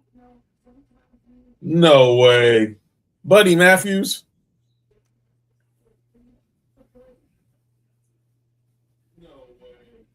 Where was the crate last? What show was the crate last on? Raw. Who connected the buddies on Raw?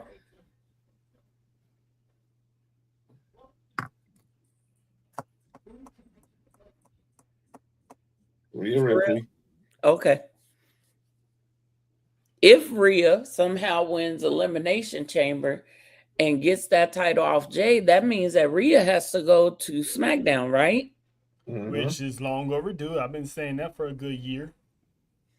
And Rhea has been interacting with a certain someone who I am praying is bringing back the House of Black. Damian Priest. And Aleister Black. Well, Alistair had the best of both. He's gonna be at Cosm in Dallas that day. No. I'm not saying. Okay. I get what you're saying. Okay, I got you. I'm saying if Rhea goes to SmackDown, we know WWE will keep couples together on the same shows. That's definitely true. If Buddy's in that box, he's going to SmackDown, which would fuel my hopes of him and Aleister rebuilding the House of Black. So that's just one. Okay. You took Evil. This one's far-fetched, but what if it's a young man by the name of Isaiah Fatu? That would be insane. And if y'all don't know who I'm talking about Zilla. Mm-hmm. My last thing is, it is the same size as a pod. Oh, boy. And what if it's a wrestler that we haven't thought about in a while that's been on injury? I mean, Bianca, obviously. Is she on her own? Is it a he or a she? It could be either. Well, if you're going she, the she would be Bianca.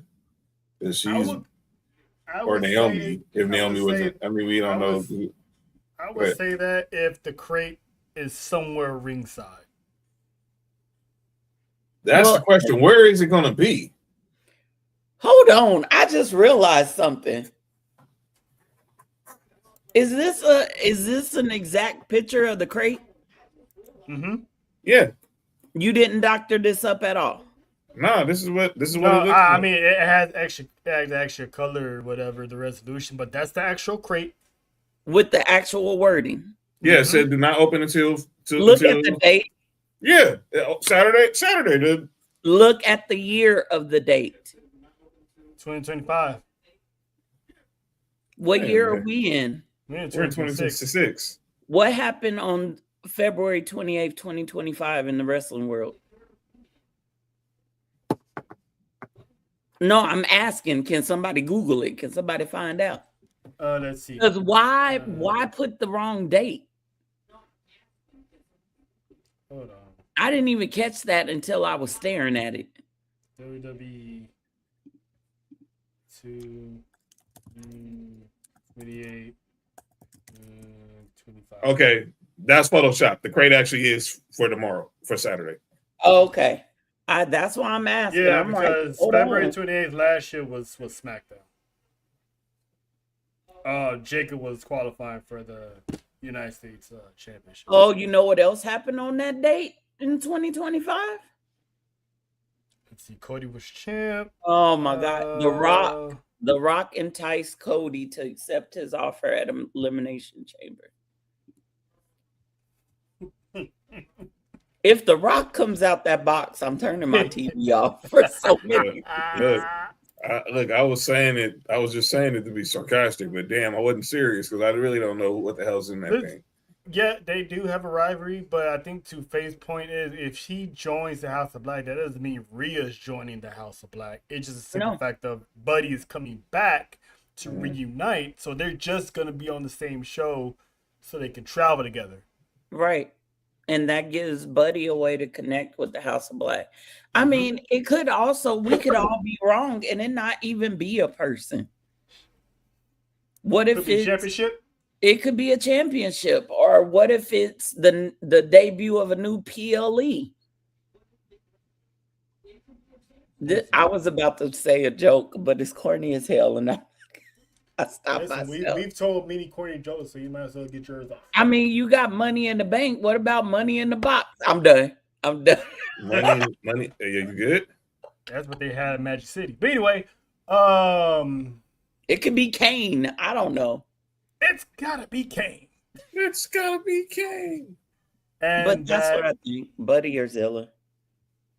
Well, I don't know if it's gonna be Zilla because there's no Samoans really in action on Saturday, is there? Oh well, there's Jay, but unless he's winning, just a filler though. Yeah, so there's really no Samoan stuff at the end. But you know, that's pretty much the Elimination Chamber. That's all going down this weekend. I'm looking forward to it. I'm actually excited to see what's going to happen because we're going to see if some of these theories hold up and our answers will get our questions will get answered. But usually, John, on those segments, I always, you know how I am about lists. Mm-hmm. You just make the list. Like some of these lists have been ridiculous and makes no sense, but this one, it's not on. This is what we're doing, nor an acknowledgement, because I want to get you guys' thoughts on this list. And it's kind of funny how this list is it disrespectful or is it facts? Now really think about it. So this is the list. Top 10 WWE superstars that have no aura at all. Oh, that's dumb shit. Number 10, Cruz del Toro, right? Yeah, no Number aura. 9, Jack Swagger. Let's call it list. for what it is. The man really didn't have no aura at all, right? Yeah. People might say this is disrespectful, but it could be true. Shelton Benjamin. That's not talented. Right. Does he really have aura? He was talented as hell. Talent and aura are two different things. Exactly. Noam Dar. He has some aura. Mm. If you go to Scott, that's why they call him Scotty Supernova. They don't call him Scotty Supernova for nothing. But he was the weak link of the metaphor, unfortunately, even though he started the group. Yeah. Okay, number 6, Uncle Cedric Alexander. Yeah, I have to agree. Sorry, Swole. Number 5, Mustafa Ali. He could have had aura. That Iron Man entrance was dope as hell. Hey, we saw him at House of Glory. He talks. He walks in with swag and he talks trash to everybody. Listen, that Iron Man entrance he had with the before he got screwed over by Brock Lesnar and got taken out of the WrestleMania title picture. He could have been. Number 4, Apollo Crews. Like I said earlier. None. Number 3, me personally, I would have put him at number 1. Ricochet. No, he deserved to be in the top 3. 0. Jadakiss is somewhere turned over in his grave. He ain't even dead. Santos Escobar, number 2. Oh, okay. First, that's wrong. Okay. Santos is just like Mustafa. He could have had aura. If they had built, look, it's no joke that they don't spend a lot of time on the Latino wrestlers prior to AAA. Mm-hmm. Let's not play like I'm telling. This is facts. Mm-hmm. The only one they really focused on was, rest in peace, Eddie Guerrero. We miss you, and Rey Mysterio. Mm-hmm. And of course, the ATD's favorite punching bag. Now, hold on. Sami Zayn, aka Samuel Snitch, is at number 1 of having no aura at all. Outside of Canada, does this man have aura? No. No. And last Friday or the Friday before proved it. They booed that man. How do you guys feel about this list? Is it in the correct order? Would y'all tweak some things? Faith, I'll start with you. I'm gonna say, okay, everyone on this list, yes, I can agree they had 0 aura. So I just feel like,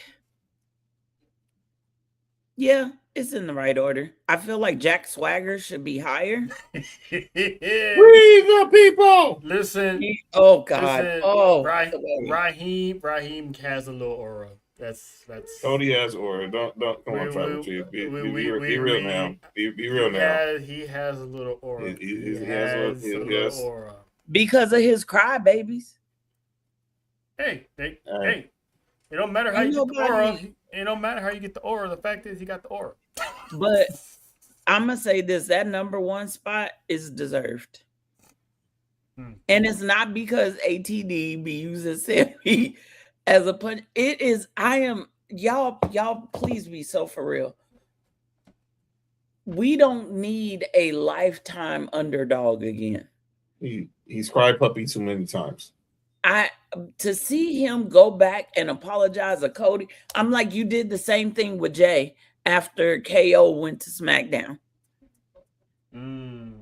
You've done the same thing over and over again. The woe is me. Oh, you're right. Blah, blah, blah. Y'all know what y'all should have done, WWE? You should have kept a certain pairing of a husband and wife, let him flip Sammy, and let them become a tag team, and all would have been right in the world. Well, it's funny you mentioned a certain husband. He got a text from Paul Heyman in the middle of an interview.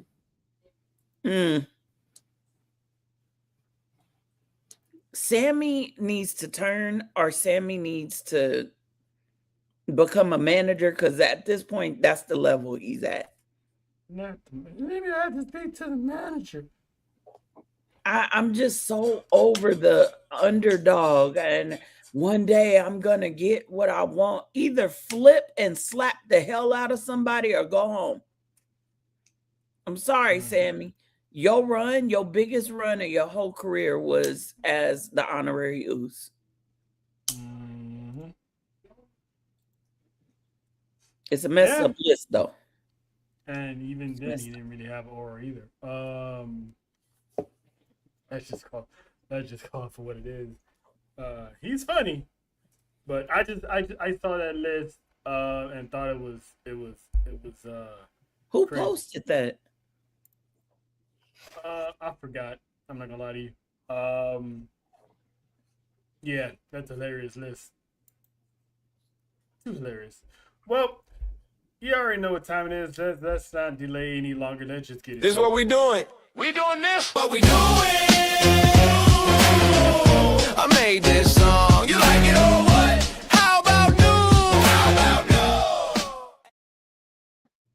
All right. So there's a lot of things I always see on the internet that makes no sense, and I gotta, and this time it's not a list.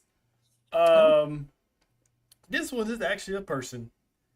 And if JoJo and Nessa were here right now, they would clock it with me, but for other reasons. But this one, I had to stop and think for a second and question her motives of why she said this. Nikki Bella. Yeah. Here we go. Here we go. What are we doing, Nikki? She was on the Bella Twins were recently on the Impulsive podcast not too long ago. And she had her thoughts about the men and women's division, right?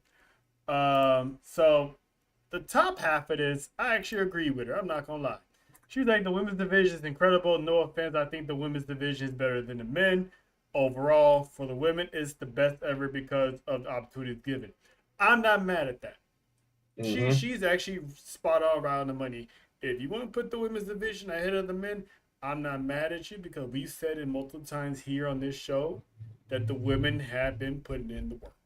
That's right. And it's been shown.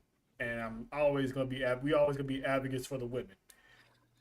But then the second half of this, I had to stop and think to myself, oh, what the hell is she talking about? She said we need to build more stars overall, especially for the men, especially seeing how many are going into retirement soon. To lose AJ Styles so quickly, that was crazy sad. John Cena is gone. You look at some of the other top stars' ages, and you're like, oh, wow. I'm gonna throw some names out. Carmelo Hayes, is he not a star? Yep. Trick Williams, is he not a star? Mm-hmm. Yep. Jacob Fatu, is he not a star? Yep. Come on. By the way, AJ was the one who told Jacob stop wearing the shirt in the ring. Ilya Dragunov. Come on. Shout out to the dungeon. Solo Sequoia. Come on. See, Trick Williams. you said Trick already. I did. You sure? Yeah. The ruler. Obafemi. Javon Evans. Yes. Penta. Yes. Come on. Hell, even the Americanos. Yeah. The Starbucks crew. What is she talking about? They got the stars already built. She backtracked quickly after she said that too. Like, hello, LA Knight. Yeah. Excuse me. They don't have stars.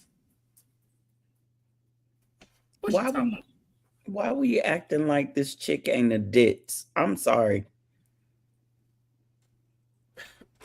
It's clearly Bree's a smarter one. But anyway. Thank you. Bree. But seriously, why you sound like a obnoxious white dude from the valley? That's what it says. That's what it sounds like. Bree mood. It sounds like, dude. Like, let me a grande americano. Hold the cano. Gracias. Rayo. Bravo. I love how she still mentions John like they still. Anyway. I mean, John is gone. Me to judge. John Cena is gone. But it's like WWE got stars in place. I haven't even mentioned Braun Breaker. Bronson Reed. She don't know Logan Paul. No. She gets on his show. That's a star. I know he felt offended afterwards. Had to be. It's like Nikki, just stick to your podcast. So Cooper DeGino said, "What's up?" I wish you all success on your podcast, being fellow podcasters. Yes. But if you're gonna say something like that, at least watch the product. Please. Oh, come on. Because the stars are there. Come on. And they're being built as we speak, and they're right in front of your eyes, getting pushed. They're in these Elimination Chamber matches. They're having spots at the Royal Rumble. Oh, look! The moment you say Nikki Bella, look who popped into the chat. The man with Nah, stand down, Dale, please. Stand down, Dale. We're doing you a favor. Stand down. We're doing you a favor, Dale. Listen to the homies. Stand down. Don't be the rat that's all the cheese on the track. we don't know what you're talking about. But all them people I listed, man, those are the stars. So what is Nikki talking about, man? Oh, here we go. See? Dale, you started something, dog. See? Out to JT in the building. AJ, and prayers out to JT. Hey, JT, shouldn't you be on YouTube, not Twitter? Anyway, oh,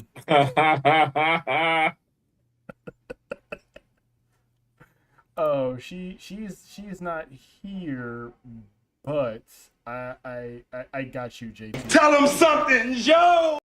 No, that. Shout out to Martin Lawrence. Play that again. Play that one more time. Tell him something, Joe. I know what I know. You ain't right. I mean, you're right, but you ain't right. But shout out to the aforementioned JoJo. Still, recuperating, feeling under the weather. So hopefully we have her this Saturday for Elimination Chamber. That's my girl.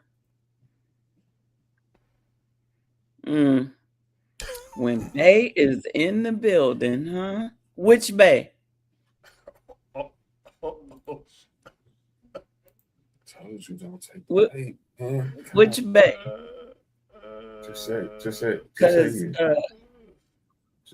you do. Just say you do. Please, just Always say you do. Oh, and there we go. And there we go. Just say you do. Just say you.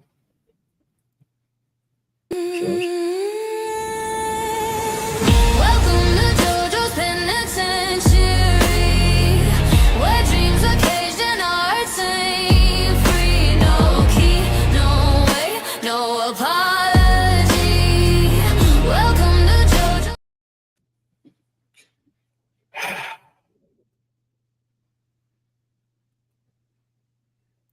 No.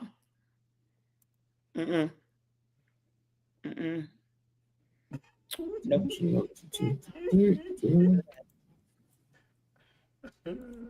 Shit.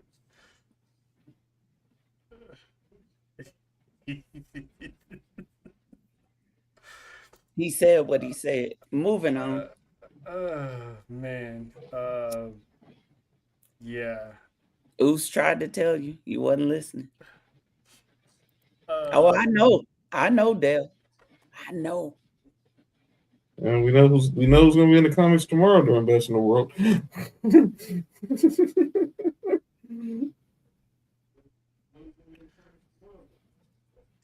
Faith, you got anybody you want to call out? Asking you want to ask? Oh boy, y'all let her up. Y'all done let the oos off the island. Faith, share your testimony. Yeah, I do. Yes, I do. I do want to. It's not wrestling related, but I'm gonna just throw this out there, right? This is to them undercover lovers. This is to they smile Bay in your face and then look for Bay to replace. That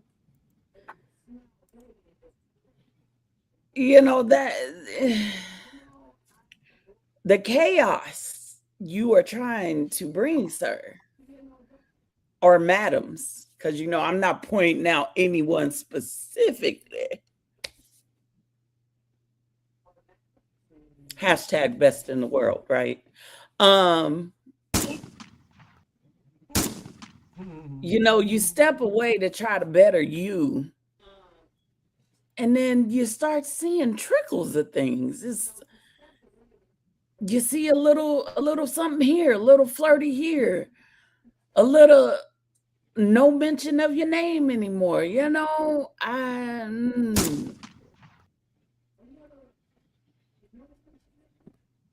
Could have had all this cake and thighs, but you try to bring a divide. Ricky!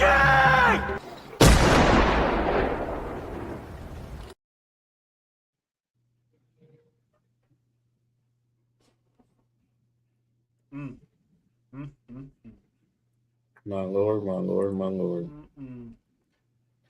I guess you want the Dark Queen again, because obviously you ain't get enough. And basically what she's trying to you fuck ass bitch! You fuck ass bitch! Well, we know where Dale's seat is, huh, Trail? Ejectocito, cut! Applications for a new king are open immediately. Hit me up at Erica Phillips 79 on Twitter to submit your application.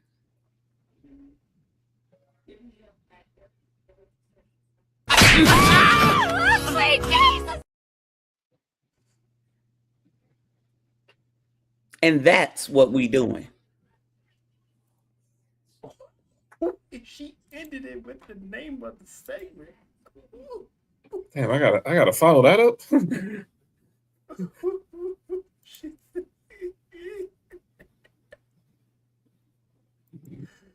Let's send some flowers tomorrow.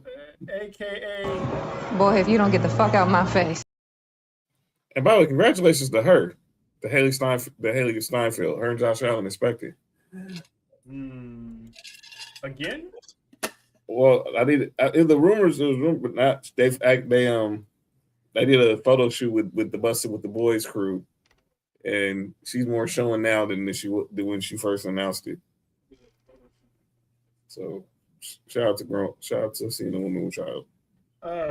But yeah, John, you got the undaunting task of trying to follow that up, because after tonight, Dale is just going. I'm short. I'm bald. I can't get any hoes. I've been fighting my entire life. All right, I'll try my best. But my comment on that. This ain't ball shaming, by the way. No, it's not. I'm gonna do my best, but I gotta go with. I gotta call out Tony Khan. This is what we doing. This is what we doing is the disrespect to the virtuosa Deonna Purrazzo. Deonna Purrazzo was on Dirt Sheet Radio. Was on her podcast recently and said her inactivity after winning the Ring of Honor Women's Pure Championship. It's really defeating. It's really upsetting that she has not been on TV defending this title. This is a workhorse championship. You have number one, she shouldn't even be in Ring of Honor. You want to be honest. Let's not get me started on that alone. Why the hell is Deonna Purrazzo in Ring of Honor? That is the virtuosa. That is a former a TNA Knockout World Champion. Put some respect on that woman's name. But you gonna put her to try to be the face of a mid-card division, and you're not even using her. What we doing? If you're gonna treat her like Britt Baker or like Anna Jay, let her go. But do not. This is worse than what you're doing to Britt Baker or Anna Jay, or what you did to Penta, or what you did to Ray Phoenix. You have a certified workhorse in your women's division who's willing to put women over, who's willing to work every freaking show, because that is what the Pure Championship means to Ring of Honor. But she has not been defending it. That is a disgrace.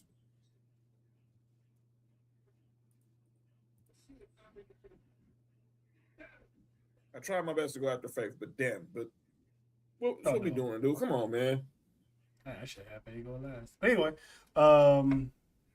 spoke facts. Yeah, I mean, and I forgot they even have Pure Championship. She's the inaugural champ, dog. I know. My point exactly. I forgot she had it. That's worse than having Athena down there as champion. At least you still saw her every week, but not have your champion featured on the show. That's pretty bad. Cause he don't care about Ring of Honor. But you got Red Velvet taking on Zeta Steel tomorrow, and I love me some Red Velvet. It's like I thought I might when they brought what he's doing to Ring of Honor is the same thing Viz did to ECW. When they revitalized ECW, and they burn it to the core. If I was Tony Khan, I should have easily built Ring of Honor to compete with NXT, because Ring of Honor should have been a stomping ground to have these people go through Ring of Honor, revitalize that place, and then when they're ready, go to AEW. Not have Ring of Honor champions put up to AEW in championship matches or eliminator matches or these tournaments or these ladder matches. Like, they got their own championship to defend. Why are they here? You don't see JC Jane pulling up and being part of the Elimination Chamber to get a shot at Jay Cargill in the WWE Championship. No. You didn't see Ricky Saints pulling up to Money in the Bank to qualify to get a briefcase as NXT World Champ. It's like, what is this man doing over there? He's basically killing AEW. I mean, the Righteous could have been that team over there, and they in TNA now. And don't get me started what they did to Trey Miguel. That still doesn't sit right with me, and I'm happy for Trey Miguel. And you're a fan with me forever. Britt Baker has not been seen since she had that feud with Serena Deeb. Where is Serena Deeb?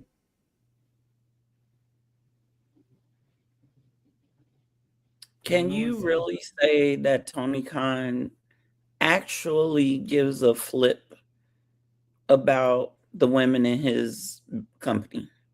It depends on what it is. But yeah, that's my whole point. But yeah, they got the best division. He loves the hell out of Mercedes. Yep. He did with Jade. I think Jade is pretty much like LeBron going to Miami. That was just that was to get her, and she knew where she was going to go. Right. Look at what they're doing now. Obviously, you signed the Inspiration, so you better push them if you're gonna have a tag team division. Yep. Big shout out to the Babes of Wrath again. Speaking of women's division, Penelope Ford got hurt again. Yeah, I saw that. Just bad luck. It just stinks for her. I'm sorry to hear. I saw that she got hurt on a moonsault. Put Megan Bayne by herself and have Megan Bayne become the women's champion already. Yeah. They clearly want her to take the TBS title off Willow. That's what they're teasing. Whichever one. And Tekla takes on your girl Thunder Rosa next week. And shout out to Thunder Rosa coming back again from her hiatus, another injury and stuff like that. She's looking thick too. I met her. But yeah, where's Serena Deeb? Where's Britt Baker? I haven't seen Nyla Rose. Where's the bunny?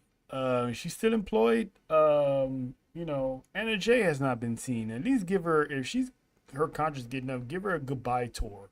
What happened to Ty Mello? There's Monet. She's been spotted. She's been seen in spots. Exactly my point. In spots. Where is this? So they do have a stacked women's roster, but they just don't use them. But yeah, they all said Bunny gone. Oh, see? He put all his energy into Mercedes. Not saying that she's not. Do I think she's upper echelon? I have to be for real. No. I don't. Not to carry that many titles at once, to be blown up like that. No. That to me was y'all didn't want to give me or let me have a decent run in WWE. I'm going to do it here type move. Yeah. I want to pivot real quick before you get to win. Knowledge OTC. Faith, you know me, I'm anti-cancel culture. Yeah. And I believe everyone deserves a second chance, deserves another chance, and at an early fair shot of redemption. It depends. Did y'all see the story with Masha Slamovich today? She got pulled from a wrestling event, right? Yes. This literally 24 hours after that was announced that she was going to be at a wrestling convention, I think sometime next month. 24 hours. Is that case still ongoing? I haven't heard anything about the case. All we know is she owned up to what we all know the statement she released back in September, and we haven't seen her really since. But I'm like this. I hope she's not getting blackballed behind this. If she admitted she was wrong, she owned up, she took accountability, someone's got to be willing to give her another shot. And Tony. I saw that statement the promoter put out. I thought it was weak. You knew what was going on with her when y'all put her on the program. When y'all put her on with people like Orange Cassidy and et cetera, other AEW superstars who are going to be at this convention. I just hope eventually she gets her shot to get back in the ring, because clearly we would have seen her in NXT with the partnership, but now she's been pretty much ghosted. Mm-hmm. Now, I'm gonna ask a question. Does she deserve the first shot? Yes. But if this was a dude, how many females would feel the same way?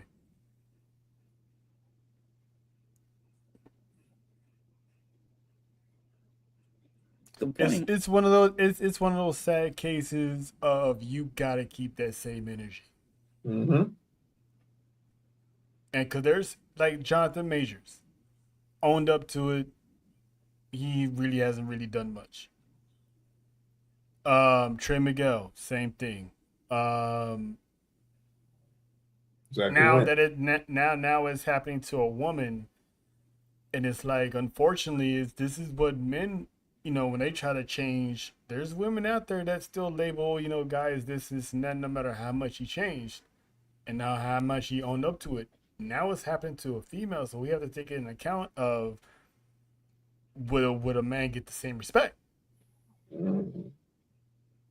So I get what you're saying, and I agree, but it's like, it's gonna be the same way, because then people gonna be like, well, you guys are up in arms about this, so if a woman gotta go through it, so I do hope she finds a job and all gets cleared and all that stuff. Because the woman was great. I mean, she would have been a big part of that whole NXT takeover, with TNA. But she was walking into that. Mm-hmm. So, and it just happens, man. Like, it's a sad situation. So we just gotta remember there's two sides of both coins. So we Yeah. have to honor that, and hopefully, it blows over, and they're more forgiving on the ladies. But it's one of those equal rights things. Does that comes into play? Does everything needs to be equal rights? I think she will find work. I think she's just got to give this a little bit more time to just rest. But I could see her. I mean, she came from TNA after this whole thing came out, right? Yes. She's now back on the indies, I'm assuming. She made one indie appearance since this whole thing happened. Tony Khan could reach out to her to give her a chance. I mean, anything can happen. And I get your point too, Trill. Like, if this was a man that owned up to act like she did, he would be getting mad disrespected. And it would be okay for the disrespect to happen by some. But I think it's just so taboo to have a woman come out and say, yeah, I did the things I'm accused of. And shout out to her for owning up to it. Yeah, shout out to her for owning up to it. She knew. If you go back and reread her statement, she knew what was going to come after she let it out. She knew she would get pulled from events. She had to. I think it's just in society, you don't hear a lot of men saying, this is what happened to me. And it was done by the hands of a woman. Mm-hmm. So I think she'll get work. I think she'll get her, as we say, redemption, right?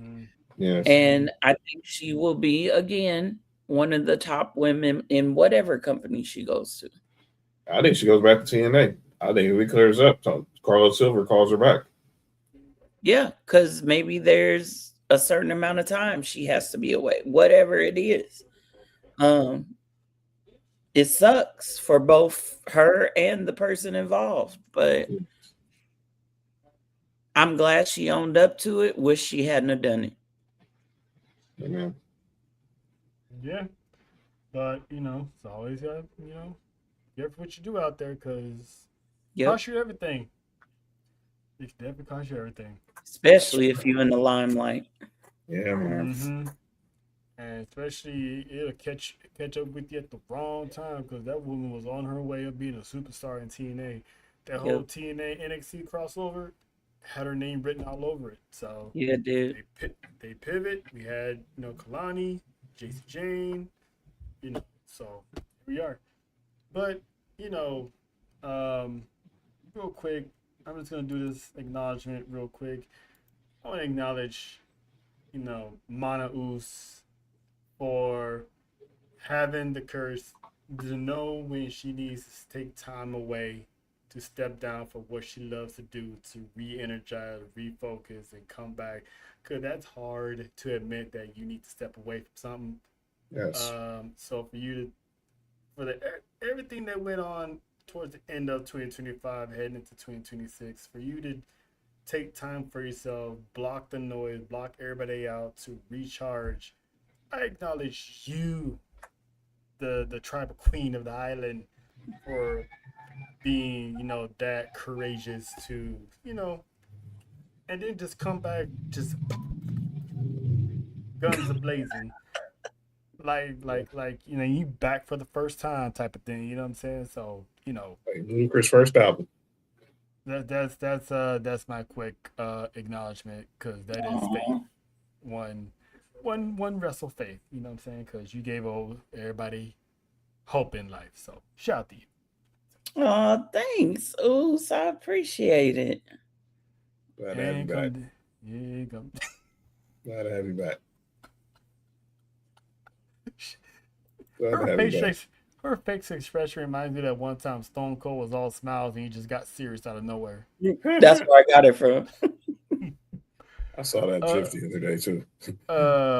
But yeah, man, I just want to do that one acknowledgement before we get out of here. Dope show, you know what I'm saying? Shout out, welcome back, Faith. The team missed you, the squad missed you, the family missed you. Saturday, Elimination Chamber. The best in the West is gonna be on the east side of downtown Long Beach, putting on another show. And of course, if you're trying to get tickets to that show, it's sold out. We did it again, and this time we got proof because we got promoted. So you can never take that away from us. So we're looking forward to Elimination Chamber. Follow the ATD. Faith will give you all the credentials on that, because they're gonna have their first watch along as a trio once again. So look out for all the shenanigans and tomfoolery and anything that's gonna happen on the island, because you just never know. There might be another chicken somewhere. But Faith, tell the good people where they can find you on your comeback tour. You just had to bring up that damn ticket.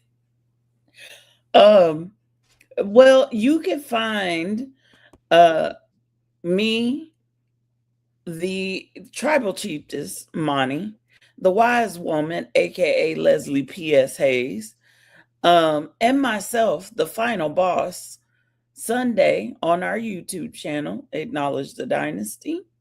You can follow us on Twitter at ATD Podcast 23. We are also on Instagram. We are also on the Tick of Talk. Okay. So please, if you are not here, be there. Come to the island where we give out whole chickens with every PLE attendance. Thank you. and that is that. Also, I will be on the Best of the World podcast with Dale and the crew tomorrow. They also will go over this week in wrestling, of course, give their Elimination Chamber predictions and stuff like that. Wait, hold on. Wait a minute. She did it. So one time. Accusations! Accusations! These are not accusations. This is False accusations. And furthermore, where the hell is Keith Lee too, by the way? Got me upset all over again just thinking, man, dude. Sports for You Friday, Yes. Get your caught up on the sports, and you'll hear another John rant about the Los Angeles Lakers. Oh yes, you sure will. You better believe that. All that and more. Marshall Mike's on Thursdays. Main Event Mama Thursday. It's gonna be a whole CCN lineup on Thursdays, and of course, possibly the return of the Caribbean one herself, JoJo, this Saturday for Elimination Chamber. So we're gonna get up out of here. We appreciate y'all for stopping by, and once again, welcome back, Faithy. Welcome back. We'll see y'all Saturday, and of course, wash your ass. Happy birthday. It's the legend.